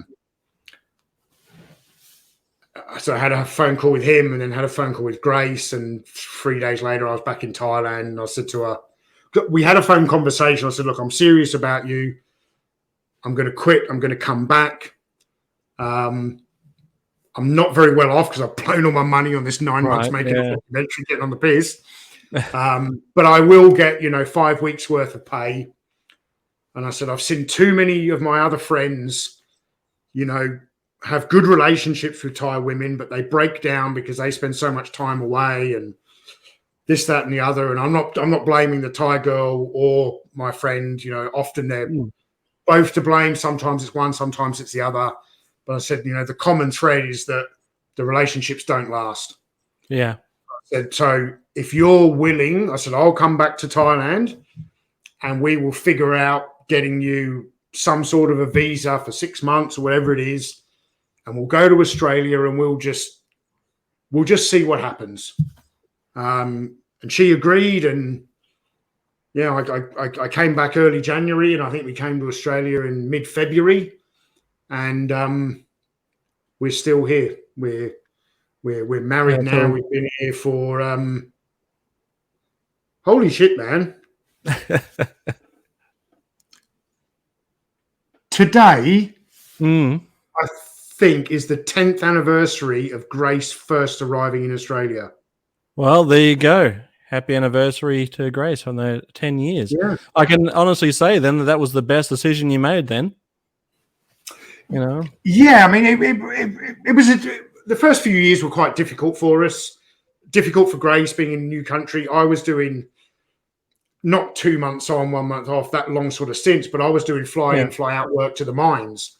So like week on, week off. And the first year in Australia, Grace didn't have a driver's license. She speaks really, really good English and has done since I met her. But without a driver's license in a new country, and every other week your husband's 2 hours, 2 hours away. You know, my mum was sort of quite supportive, but it was hard on Grace, and took me a while because, you know, I'd walked away from I did my apprenticeship. I might have done really well, but I walked away from my trade 6 months later. So trying to get a job in Australia with my trade, it took me a while to get the right foot in the door. But yeah, all these years later, I'm not without my demons, man. But I'm in a happy place. I've got Grace is a wonderful woman. I love her to bits. I'm blessed that she came into my life. Really blessed, because I don't know how my mental health would have coped without that woman. But yeah. She's a fan favorite, Grace. Everyone loves it when she jumps on camera. Yeah, she's got to do another Gracie show soon for sure. Yeah. That was very popular. That was a riot, to say the least. But I think it's fair to say when you came home, you part of that soldier mentality sort of went by the wayside, where you weren't really looking after your body quite as much as you were before. You allowed yourself the time to just be a little lazy, you know, and let your body fill out a little. That was almost straight away, because I was in high school. I wasn't huge into playing sports. If I had the opportunity, I would rather do something like I actually did for 1 year in high school, one semester, whatever it was, for physical education, opted to do orienteering. When all the other guys were playing footy or whatever they were doing, I'm off here basically going for a cross-country walk with a compass. Sure. That's what interests me. So although I was, you know, sort of naturally athletic, for young, you see pictures of me like 17, 18, I was, you know, relatively skinny almost, you know, but I just looked like a fit, healthy young person. So I had a natural kind of fitness there, but I never really had a passion for exercise or anything. It would always be like, I need to get fit for this. And once I had that reason, I would go and do it. And kind of after all of that, and, you know, like those last few years in Iraq, like when you have to do a fitness test in the summer in Iraq and it's 48 degrees and your fitness test is wearing really heavy body armor and helmet, and you've got to run 2 miles in a certain time and do a stretcher carry. I got back and to be able to pass that, you would have to continue to do that all the time. You know, because we don't, in the military, we didn't train like normal people exercise here with comfortable shoes at a gym or a nice jog round a park. We did some pretty brutal stuff. Right. So I came back and I just went, I ain't doing that shit for a while. I'm not doing that. And when I said I'm not going to do it for a while, pretty much ended up being like the next 10 years. Almost a 10-year anniversary of that. But look, you've got to be thinking to yourself though that you've already gone through so much in a short period of time. Maybe it's okay to just relax a little, you know, enjoy the finer things. Have a beer, have a burger, you know, who cares? Exactly. But, so how long then after you came back did you start up Analog Toys on YouTube? So it was when I first came back, kind of once me and Grace got settled. My Action Man documentary got delayed getting released because although Hasbro owned the Action Man brand then, they weren't doing anything with it. So there wasn't a brand manager for Action Man. And I needed permission from Hasbro to release this documentary on DVD. On DVD, right, yeah. And it wasn't that they were being arseholes about it. Yeah. There was just no one in the company who worked on Action Man to sign off going, yeah, we give you permission. And I will admit, a lot of the time I was going to Hasbro UK. And eventually I went to Hasbro Australia, and they were a little bit more helpful. They gave me a little bit of guidance, but it took me almost a year. And all I ended up getting from them was a letter saying, no issue. The only stipulation they had in the documentary was that Action Man had to be the product that I was showing on screen had to be portrayed the way he was sold, which I found a little bit confusing. And what they were saying is they didn't want to. They were worried that someone might take an Action Man and dress him up as a German stormtrooper. And I'm like, right. You don't realise that there were Action Man German stormtroopers. But yeah, it was a very confusing kind of clause, and I wasn't getting much out of them. But my kind of copyright lawyers, I had this really nice segment towards the end where I interviewed a collector who I've kind of lost touch with these days, but he's a lovely guy. Got a lot of time for him. He was a really good customizer of Action Man. Okay. And when he did customs, it was always about making them look as though they were still designed by Palitoy. You know, not trying to take old Action Man and, you know, just take modern guns and give him modern guns and stuff like that. Right. It was still, you know, the uniforms that perhaps Palitoy would have made had they have continued after 1985. And the copyright lawyer was like, I think maybe this fits that clause of these not being the products as they were sold by Palitoy. So unfortunately, I had to cut a lot of those. Actually, I'm trying to think, because a number of years later, I then put the documentary in 3 parts on YouTube. And I think I might have reinstated that for my friend when I did. I'll have to go and look. But yeah, I put the documentary out, and it continued selling for quite a while. I never made my money back, but going into it, I never thought that I would, because I put so much of my own sale. I think it cost me around $40,000 to make that documentary. You know, because that included flights to and from the UK, living expenses when I was not working. But I had to buy all this new equipment that I didn't really know how to use: microphones, high definition cameras, lighting. All the stuff that you're using today. To look professional, to go and interview all these people in England, and even just interviewing Bob and Brian, like that was done over 2 days at a hotel near to the old Palitoy factory. And I catered the whole event. I wanted the Palitoy people, if they were going to take time out of their day to come and sit down with a nerdy Action Man collector to talk about what, you know, their day job from 20, 30 years ago. Right. They could at least get some nice sandwiches and coffee and then even a beer at the bar if they wanted to. Of course. But it was really good because I had like a corner of the room set up where I was doing interviews, and Bob and Brian were there, or definitely Bob was there for the whole thing. He would kind of put people at ease for the interviews. But he's also kind of set up the time slots of like, oh, so-and-so will come in then and they'll come in then, and they would have a few hours each. But we'd be doing these interviews and they'd be bumping into people that they hadn't seen in years. Oh, right. And I'm like, there's a free tab at the bar. Go, and they'd be, and John Holmes and David Mugglestone, who were like process engineers, they'd turned up early for their interview, and the interview I was doing ran over. Right. And I was like, a free tab at the bar. There's, you know, help yourself to the sandwiches, what, blah, blah, blah. And they went in and they met someone else. When I went in to grab them, it's like, right, it's time to sit down. They'd had 4 pints each, and they're like, oh, I'm man, trying to get them going. But this is a very long-winded answer to your question about analog toys.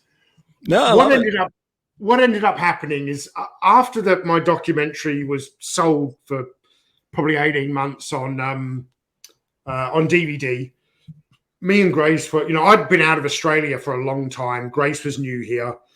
We were still trying to establish kind of a life here. And I discovered that flying back and forth from Perth to the Pilbara every week for work was not good on our relationship.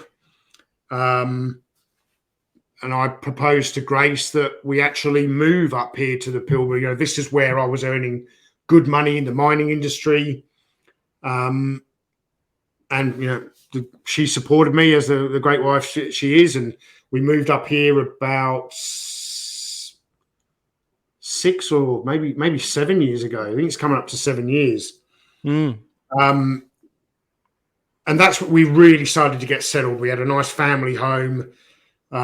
Grace hadn't worked the first few years, which is in Australia, because our son was not only a lot younger, but although my family were willing to help, Zen didn't speak a word of English when he arrived here. Right. Now he doesn't speak Thai anymore. Yeah. You know, Grace couldn't work when he was 6 and 7 and stuff like that. But by the time we moved up here and he was sort of 9 years old, he's 16 this year. Yeah, they grow up, don't they? Yeah. So by night, Grace got a job in Australia, and it was like every year there was a new milestone. It was permanent residency, then getting a job, and getting back early, getting a driver's license, and now we're at the point where they're full citizens. They got their citizenship last year. Grace has got an excellent job. She works for the same company as me. Oh, cool. Yeah, I think the only thing she doesn't have that she wants is an Australian passport. Right. She's been eligible for a year, but I've said to her, "What the fuck's the point in getting a passport at the moment? We can't go anywhere. We'll be getting them very soon." You know, she's obviously got a passport, but So I think Analog Toys came about because of. I don't think I was interested in doing any more filming projects the first few years we were here, because it was more a focus on, you know, we were newly married. Grace was in a new country. I was returning. And again, there's me running away from Perth. It's like after all these years away, I come back to Perth. 18 months later, I was like, oh, I've got to get out of Perth. Go up here. Get away from her. I love my family, but there's, you know, families. I'm hearing you, mate. So I think when we got to the Pilbara, we really started to settle. And I think I'd always had in the back of my mind I wanted to do another kind of film project, but for some reason, I had never, ever, ever considered YouTube. I was sort of, in a way, and this is no disrespect to anybody on YouTube, in my head, it was sort of, I wanted to make something like my Iraq documentary that was going to get aired on TV. That's not an easy industry to get into, especially when you don't have a track record. Right. And then one day I was on night shift at work, like 1 o'clock in the morning, having my lunch break. And my lunch break, I would go on a laptop or on a phone looking on YouTube, and I came across retro blasting. And I was hooked, and I started watching all of the content. Yeah. And I think about a week later, I put some on the TV and showed Grace. And typical Grace, she's like, "I'm not into fucking toys." I'm like, "Yeah, no," but I was like, I can do, and I always knew I could do YouTube, but I had never found a format that I appealed and wanted to, you know, with the biggest. What's that expression about the biggest form of imitation is the biggest form of flattery? Right. Yeah. I finally found the one toy YouTube channel that was the gold star for me. And I was like, I'm not Michael French. We've got really different personalities. But I like that format. And, you know, I'm going to go and have they I found the format that I liked, and you know, there's a lot of people around today reviewing modern toys, and I'm not dissing the people who, you know, they get a new action figure, they've got Condor, and the camera is put here where they can see the figure, and I call it the hands in the camera thing. Articulation and all that. I don't have anything against that, but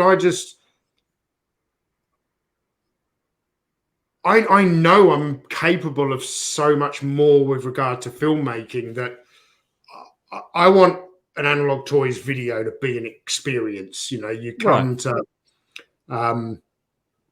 to see a lot more than that. I don't get creatively excited about, for me, doing a hands in a camera video. I hope that's coming across the right way. I'm not dissing anyone that does it. No, it does not stir my creative juices for me to want to do something like that. So what do I do? The format that you were into, and Retro Blasting aren't known for doing that, except for their last one, which was very humorous. Yeah. So coming off the back of what was the very definition of a passion project, you're now finding your creativity in seeing something that you didn't realize could be on YouTube, and now you're going to jump in and do that in your way, with your knowledge, your informative way, but with your humor. You're going to now start doing that for yourself. Pretty much. The one, I was very fortunate. Actually, how long have you been on YouTube? As a channel, or just in general? As a channel, yeah, as a channel. I think less than a year. Yeah. So that first year can be very difficult, trying to build an audience and get subscribe. You know, getting people to come and watch your content. You know, when you first start, you might be on a couple of Facebook toy groups where you can get a handful of your friends, and you might get 20 people watch your videos, and it can be a slow, steady growth. The one real benefit that I had is, although I didn't originally put my Action Man documentary on YouTube, 5 years before I wanted to start a channel, I put the trailer on there, because I was selling the documentary on DVD on eBay, and I was actually inserting the trailer for the documentary in that. Okay. So 5 years later, when I decide I want to go and start a YouTube channel, I go on there and I'm like, and my channel was called Tortured Genius Films, because that was kind of the name that I made my Iraq documentary under. And because one of my friends one day, when I was filming some stuff in Iraq, he called me the Tortured Genius. It was like, I was getting really frustrated with my Iraq. I was actually doing like a bit of a stage like training video for them, but they kept messing it up, and I was getting really frustrated because I knew what I wanted. So I look up my Tortured Genius Films channel, and I was like, holy crap, man, I've got 1,200 subscribers from having one video on YouTube for 5 years. So I was already monetized. I could already put thumbnails on. So I didn't put anything Action Man on originally, because I'd done this whole documentary on Action Man. Yep. And I think the first video I ever did was a review of the Star Wars B-Wing. Right. Something like that. And I started off really small, just review a toy. And even I was like watching the videos back going, yeah, this isn't what I like about retro, but retro blasting puts some real meat on the bone. It's like, no, I need to do my own version of what I originally called Toy Histories. Right. And I think the first one I did was the history of G.I. Joe. So it was fairly abbreviated, but it was like a 20-minute video charting the history of G.I. Joe from the 60s, you know, through to it, you know, becoming a venture team, getting with them stopping production in, what was it, like 76, 77, they stopped producing 12-inch G.I. Joe, no more G.I. Joe, going through that kind of whole story with my own little sort of, you know, style of doing it.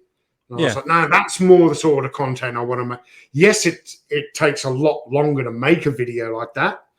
You know, filming B-roll and writing scripts, and those videos take weeks. Yeah. But I get satisfaction out of the finished product. I can sit down for 5 minutes and talk about the Palitoy X-Wing, put a video out, and it might get loads of views, but I don't feel proud of it because I know I can do so much more, if that makes sense. So So I was lucky that that first sort of hurdle of getting people to come in and watch, and certainly, you know, I was relatively well known in the Action Man community, so because I've done the documentary. So when I say, oh, well, here's a Star Wars video, I was on a lot of forums and people would start watching those, and the channel just grew and grew and grew, and here we are today. Talking to Zazel from Sergeant Slaughter's Slaughterhouse. Well, you get my name right, so that's a good start. I won't make that mistake again. Look, you're not the only one, but I know you get it right. Though, so it wouldn't be the first or last time I do hear it wrong. Even Sarge has gotten it wrong on a few occasions, but I let him get away with it. But well, I mean, who knows Sarge? Sure as hell not going to be me. So speaking of here we are, we're back. So the biggest Action Force fan that I know has now become an Action Force character, figure, comic book character. Who knows where it's going to go from there? But I mean, there's no way little Tony Roberts playing Action Force as a kid would have ever imagined that one day he was going to be an action figure in that same line. Absolutely not. Like it's strange to think that this memory of being the 4-year-old kid looking up at your dad holding an Action Man, going, I'm going to be this one day. I'm going to be a soldier one day. Yeah, because I've been telling that story in toy circles for years. You know, before I got onto YouTube and all sorts. But now I'm like, when I looked up at my dad and said, I'm going to become this,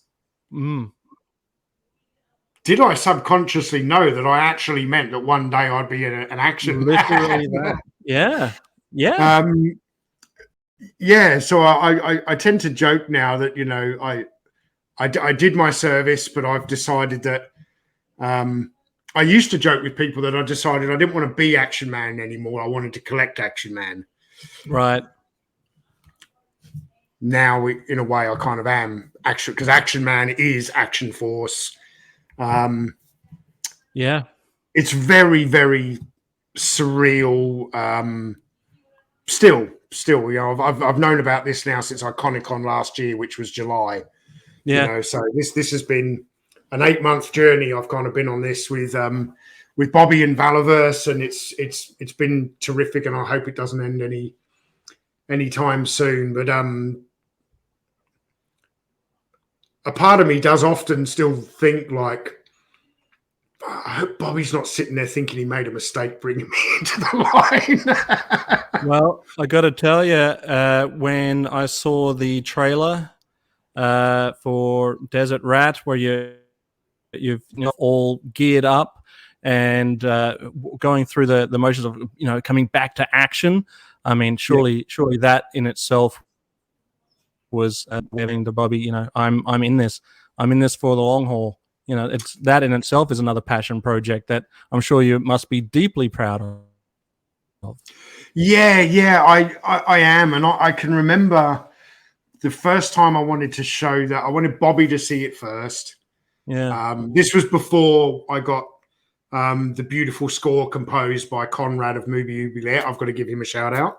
Sure. I just had like some royalty-free music that I'd put in there, but I said to Bobby, look, it needs a bit of tweaking, but I've got enough meat on that. He knew I was making something.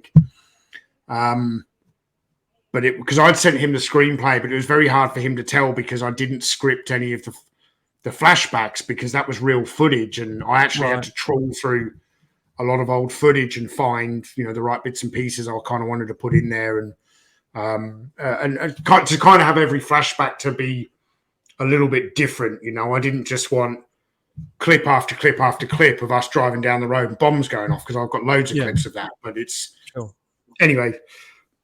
Me and Bobby jumped on a chat like this, but a private one, and I showed him the documentary, and he was like, holy shit, man. He's like, I didn't think it was going to be what it was.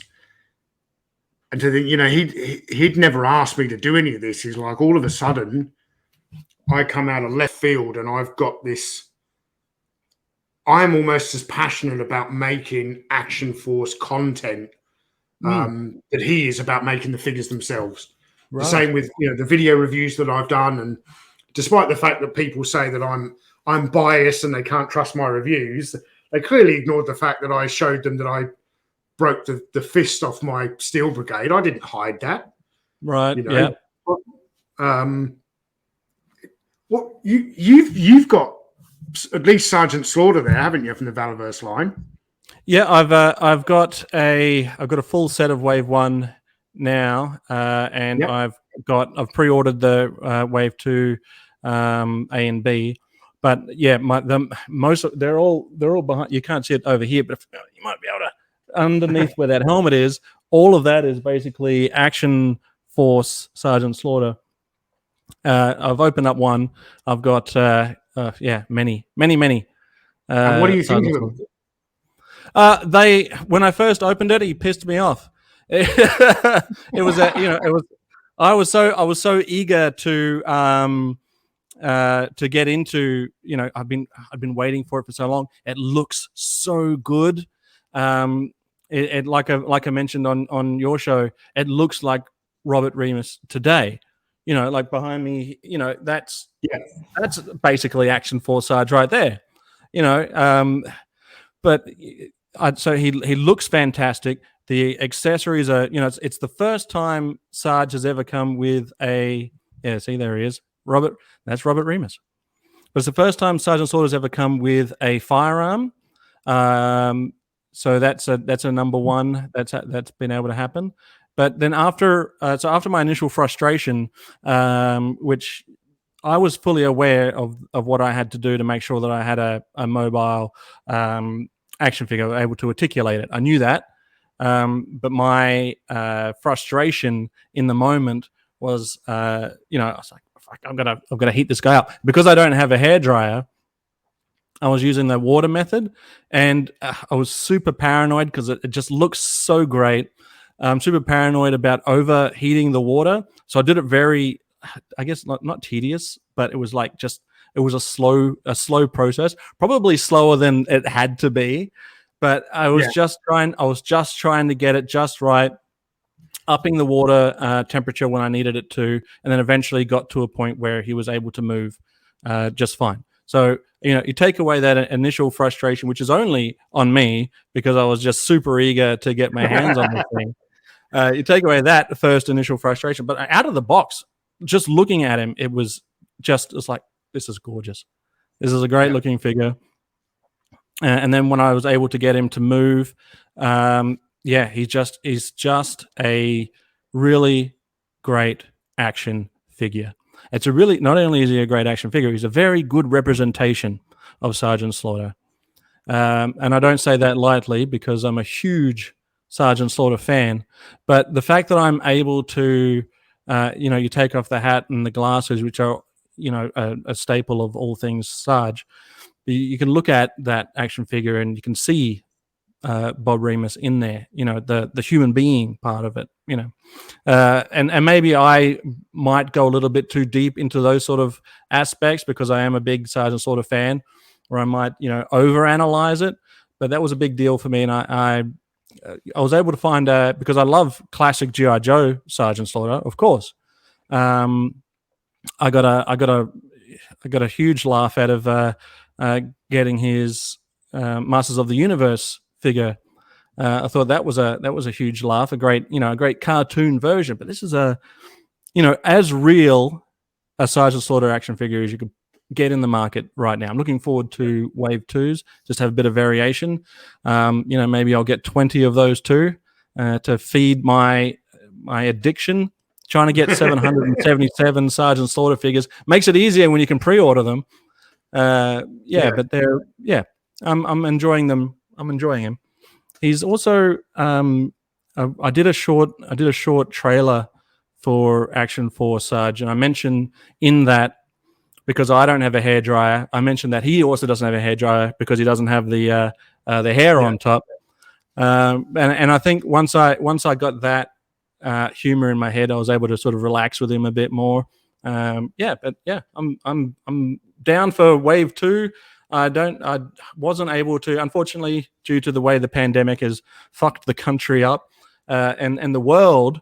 I wasn't able to attempt to get the Sergeant Slammer box variant of that. That's something I'll have to reconcile with my therapist. But for wave 2, though, I'm looking forward to the tank top look. Yeah. And you're able to customize as well. So I can come up with variations of Action Force Sarge, whether he's in the line further on, But yeah, I rambled a little. I get passionate when I'm talking about Sarge. Sorry, mate. No worries at all. Did I answer your question? Yes, you did. Yeah, you answered it very well. Oh, cool. All right. Yeah. Sometimes I get on such a that I forget what the original question was, and I come back to reality, and it's like that the color starts to fade back in. I was like, where am I? What was Yes. But back onto Desert Rat after the what was just a fantastic trailer. You've also started to go back into fitness, and you're as of this recording, you're 2 episodes detailing your road to getting fit, and you're getting fit because of Desert Rat. Yes, because Bobby. I remember Bobby messaging me last year saying, "Hey, if I funded your trip to Joe Fest, would you come?" And I said, "I'm not going to Joe Fest because of funding. I'm not going to Joe Fest because my country won't let me leave. I can't Australia. I can't get back in if I go. That's it. It was not about that. And I'm quietly confident that I'm going to be able to go this year. It's looking more and more likely all the time. I'm triple vaxxed and borders are opening and doing all the right things. And I've said to Bobby, if I'm going to go to Joe Fest in June of this year and I'm going to stand at your booth and help you promote the brand, I'm not going to do it with a beer gut. Otherwise, the wrong person might get cast to play me in the movie. Not that my character is in the first Action Force movie. It's not.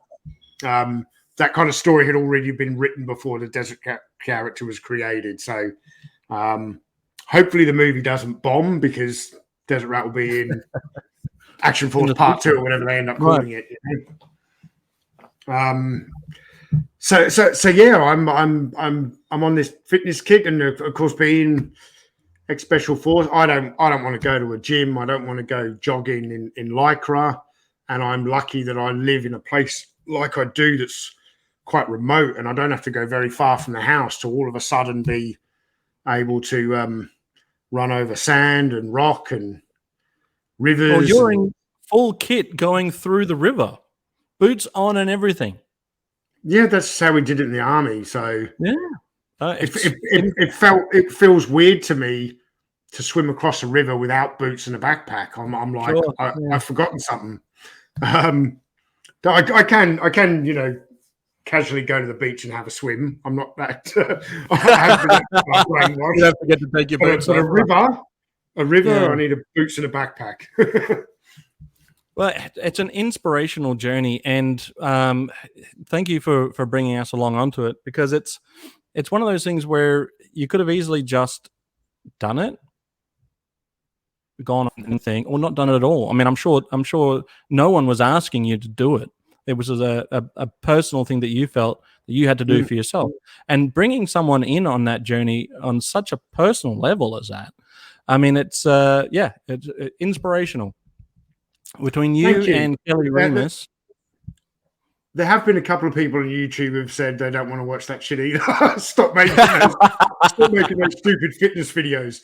But it's like when I put them out, I know they're not going to get the same kind of views as a big, right, Analog Toy Star Wars feature. That's not the intent of them. That's for my hardcore audience who have gotten to know me over 5 or 6 years on YouTube. Yeah. I want to be real with them, and they're some of the most satisfying videos for me, not from a creation perspective, because I'm literally just with a GoPro and 10 minutes of editing and it's on YouTube. But from a connection with the audience perspective, because the comments I get on those types of videos, you'll always get some trolls who are just assholes. Sure. Yeah. It's like, go away with your inspiration. Just, I want a 30-minute review of a Kenner Stormtrooper, whatever. Yeah. But the vast majority of people who comment on those videos seem appreciative and inspired and are looking to do something for themselves as well. And I never really set out to do anything kind of inspiration. I'll be honest. When I filmed the first one, I didn't put it on YouTube for a while, right? Yeah. I filmed that because part of my brain went, if you start filming these and do an episode like once every 1 or 2 weeks, you can't quit and go back to being fat again. Right. You've got to do it. You're under that added pressure. Yeah. And now I'm here with all these, I'm actually really starting to really enjoy the process. I look forward to throwing that backpack on and going out for a walk. And I do laps sometimes where I get lazy for a couple of days, but I'll always kick back in again after 2 or 3 days. And when that happens, then I might go, well, I'll go out for an hour in the morning and an hour in the afternoon and make up for my lazy day. Right. But yeah, the response from the audience on those has been incredible. Not just in the comments, people have reached out to me with emails and private messages, and it's quite hard to believe that I'm just a guy trying to lose a bit of a beer gut, so I can help my friend represent the toy brand as best as possible. But some of the people who've reached out have I've genuinely touched some people and inspired some people. I was like, I just wasn't expecting to even do that with the first one, which is what the first one was actually just going to be a part of a big documentary I'm hopefully doing for Joe Fest, which is kind of like what we're doing here, but where I've been interviewed by a friend that I was actually on selection with, my friend who has done all this documentary work. But in that, I'll be splicing in a lot of photos, and it really will be me sitting down just telling the story of my life, warts and all. So yeah, when I did the sort of first training video, it was, I don't know if I had a plan to do another one, but I haven't filmed a third yet, but there will be a third in the next week or two. There'll be a third. Well, I'm almost certain I was one of the people that messaged you after I saw that video, saying how inspirational it was. Yes. It was so between you and Kelly Remus, I've been motivated to get back into my own fitness. Putting down the soda and drinking water. I still like to have a beer every now and again. I can't deny myself that entirely, but I've now gone from going to work and coming home. I now take a half-hour walk up, as much of the hilly areas as I can in my area. So I'm getting at least an hour in every day now as a start. And then, where that'll lead me, I'm not sure. If I get super motivated, I might start jogging, which is my usual go-to for fitness is jogging, which I wanted to get back into. But I tried to jog, and I was like, no, I got to walk. I got to walk a bit. I'll walk for a few weeks. So thank you. I started that way. I had to do like a week of walking to get my body used to it. But then I started with the weight and going cross country and a few hill runs, and I do recommend everyone don't rush in, take it easy. But for someone like myself, I kind of had this almost muscle memory where I thought it was going to be a 3 or 4 week build up, and it was literally like 10 days. I'm like, I'm nowhere near as fit as I was back then, but I can still walk the same kind of long distance with the same kind of weight. Might do it a little bit slower, but I can still do it. So I'm out there doing it. So. Well, I take a backpack to work, and I've been loading that backpack with things that I don't need for work, so that I've got that extra weight to it. So I'm hoping I'm losing weight. I'm definitely getting sweatier. So hopefully those two things combined are going to yield a positive result. But yeah, that's where I'm at. I'm hoping that you'll be at Supernova if you can make that. You're coming to the Brisbane one, I hope. I'm quite quietly confident. Yeah, I'll have my Desert Rat action figure ready to be signed by Desert Rat himself, and shake your hand, have a beer, and have another beer, and then we'll have another beer, and we'll see where we go from there. Yeah, definitely. So before we do wrap it up, though, and this has been fantastic, you are doing that documentary, like you said, and I'm glad that it's with that friend of yours that got you into doing the documentaries to begin with. Like that's a great journey that you guys will be able to. You probably got that camaraderie, that shorthand. You trust each other. Absolutely. Like he knows me very, very well. He's seen me at my best. He's seen me at my worst. We've known each other a long time. We really do have a shorthand. And he'll probably pull you up if you start to bullshit. 100%. If a stranger was to sit and listen to us to have a 10-minute conversation in a pub, you would think we hated each other's guts the way we talk to each other. But yeah, I sat down for about 3 hours last weekend or the weekend before, and we had done a lot of kind of prep for this as well. But I gave him a general idea of the because I wanted to incorporate the story of the Desert Rat figure as well, so how it connected to my childhood to where we are now. But that kind of journey in between, he was the right person to.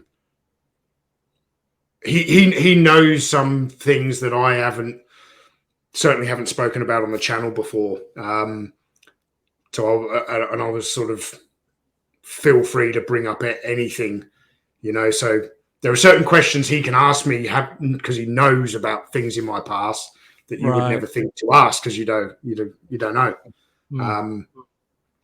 So it'll be interesting. So it's recorded, but I just think 3 hours of footage. But the way I want to edit this, it's going to take me months. Well, I have a trailer for it.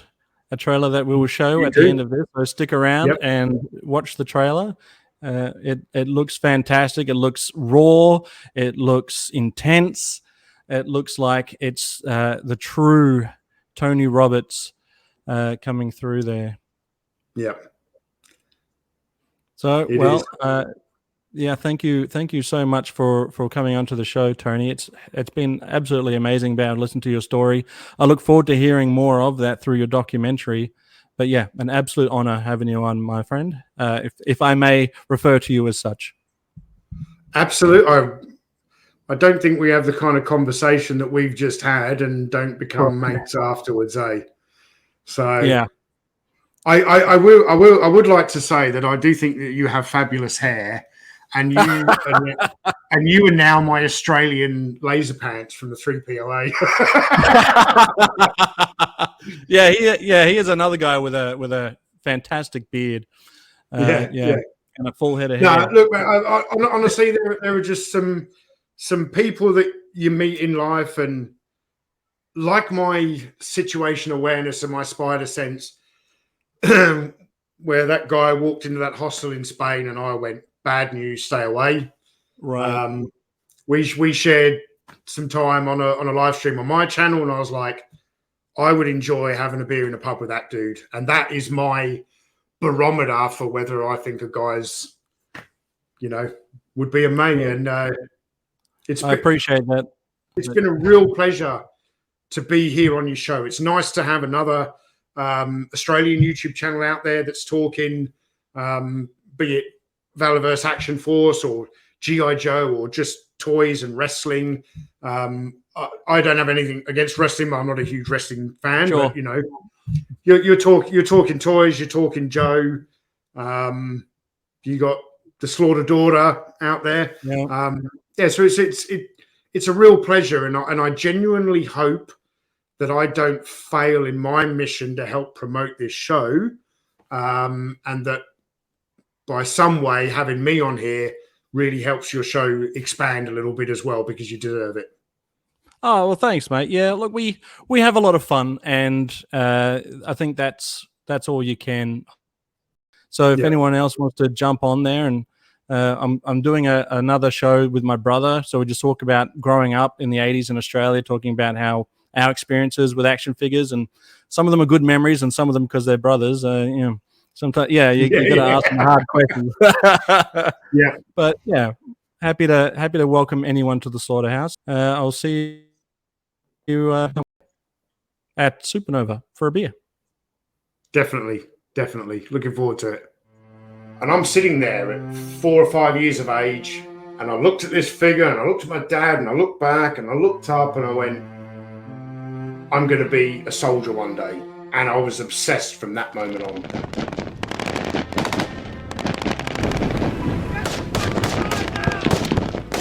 As much as I was going off the rails during my teenage years, the one thing that kept me grounded and kept me centered was, at the age of 13, I joined the Army Cadets.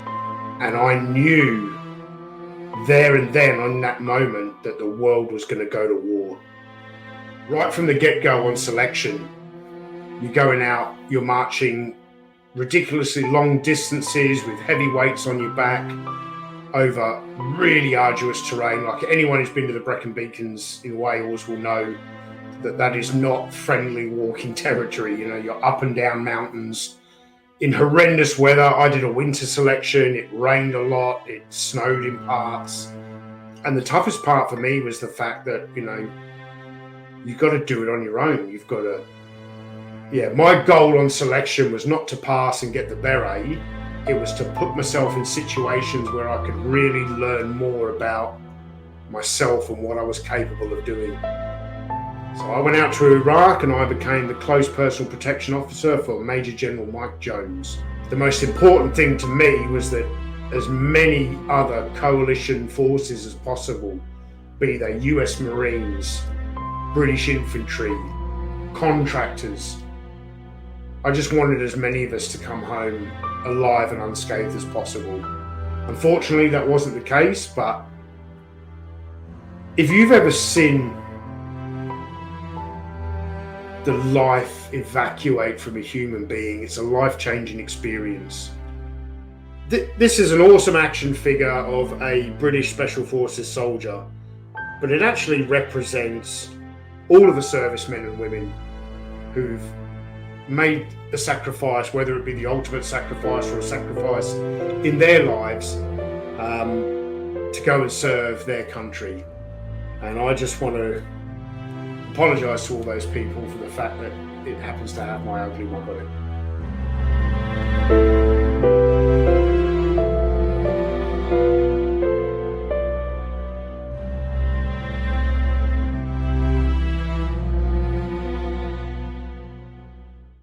If you enjoyed this video, don't forget to like and subscribe, hit that notification bell, and leave a comment down below.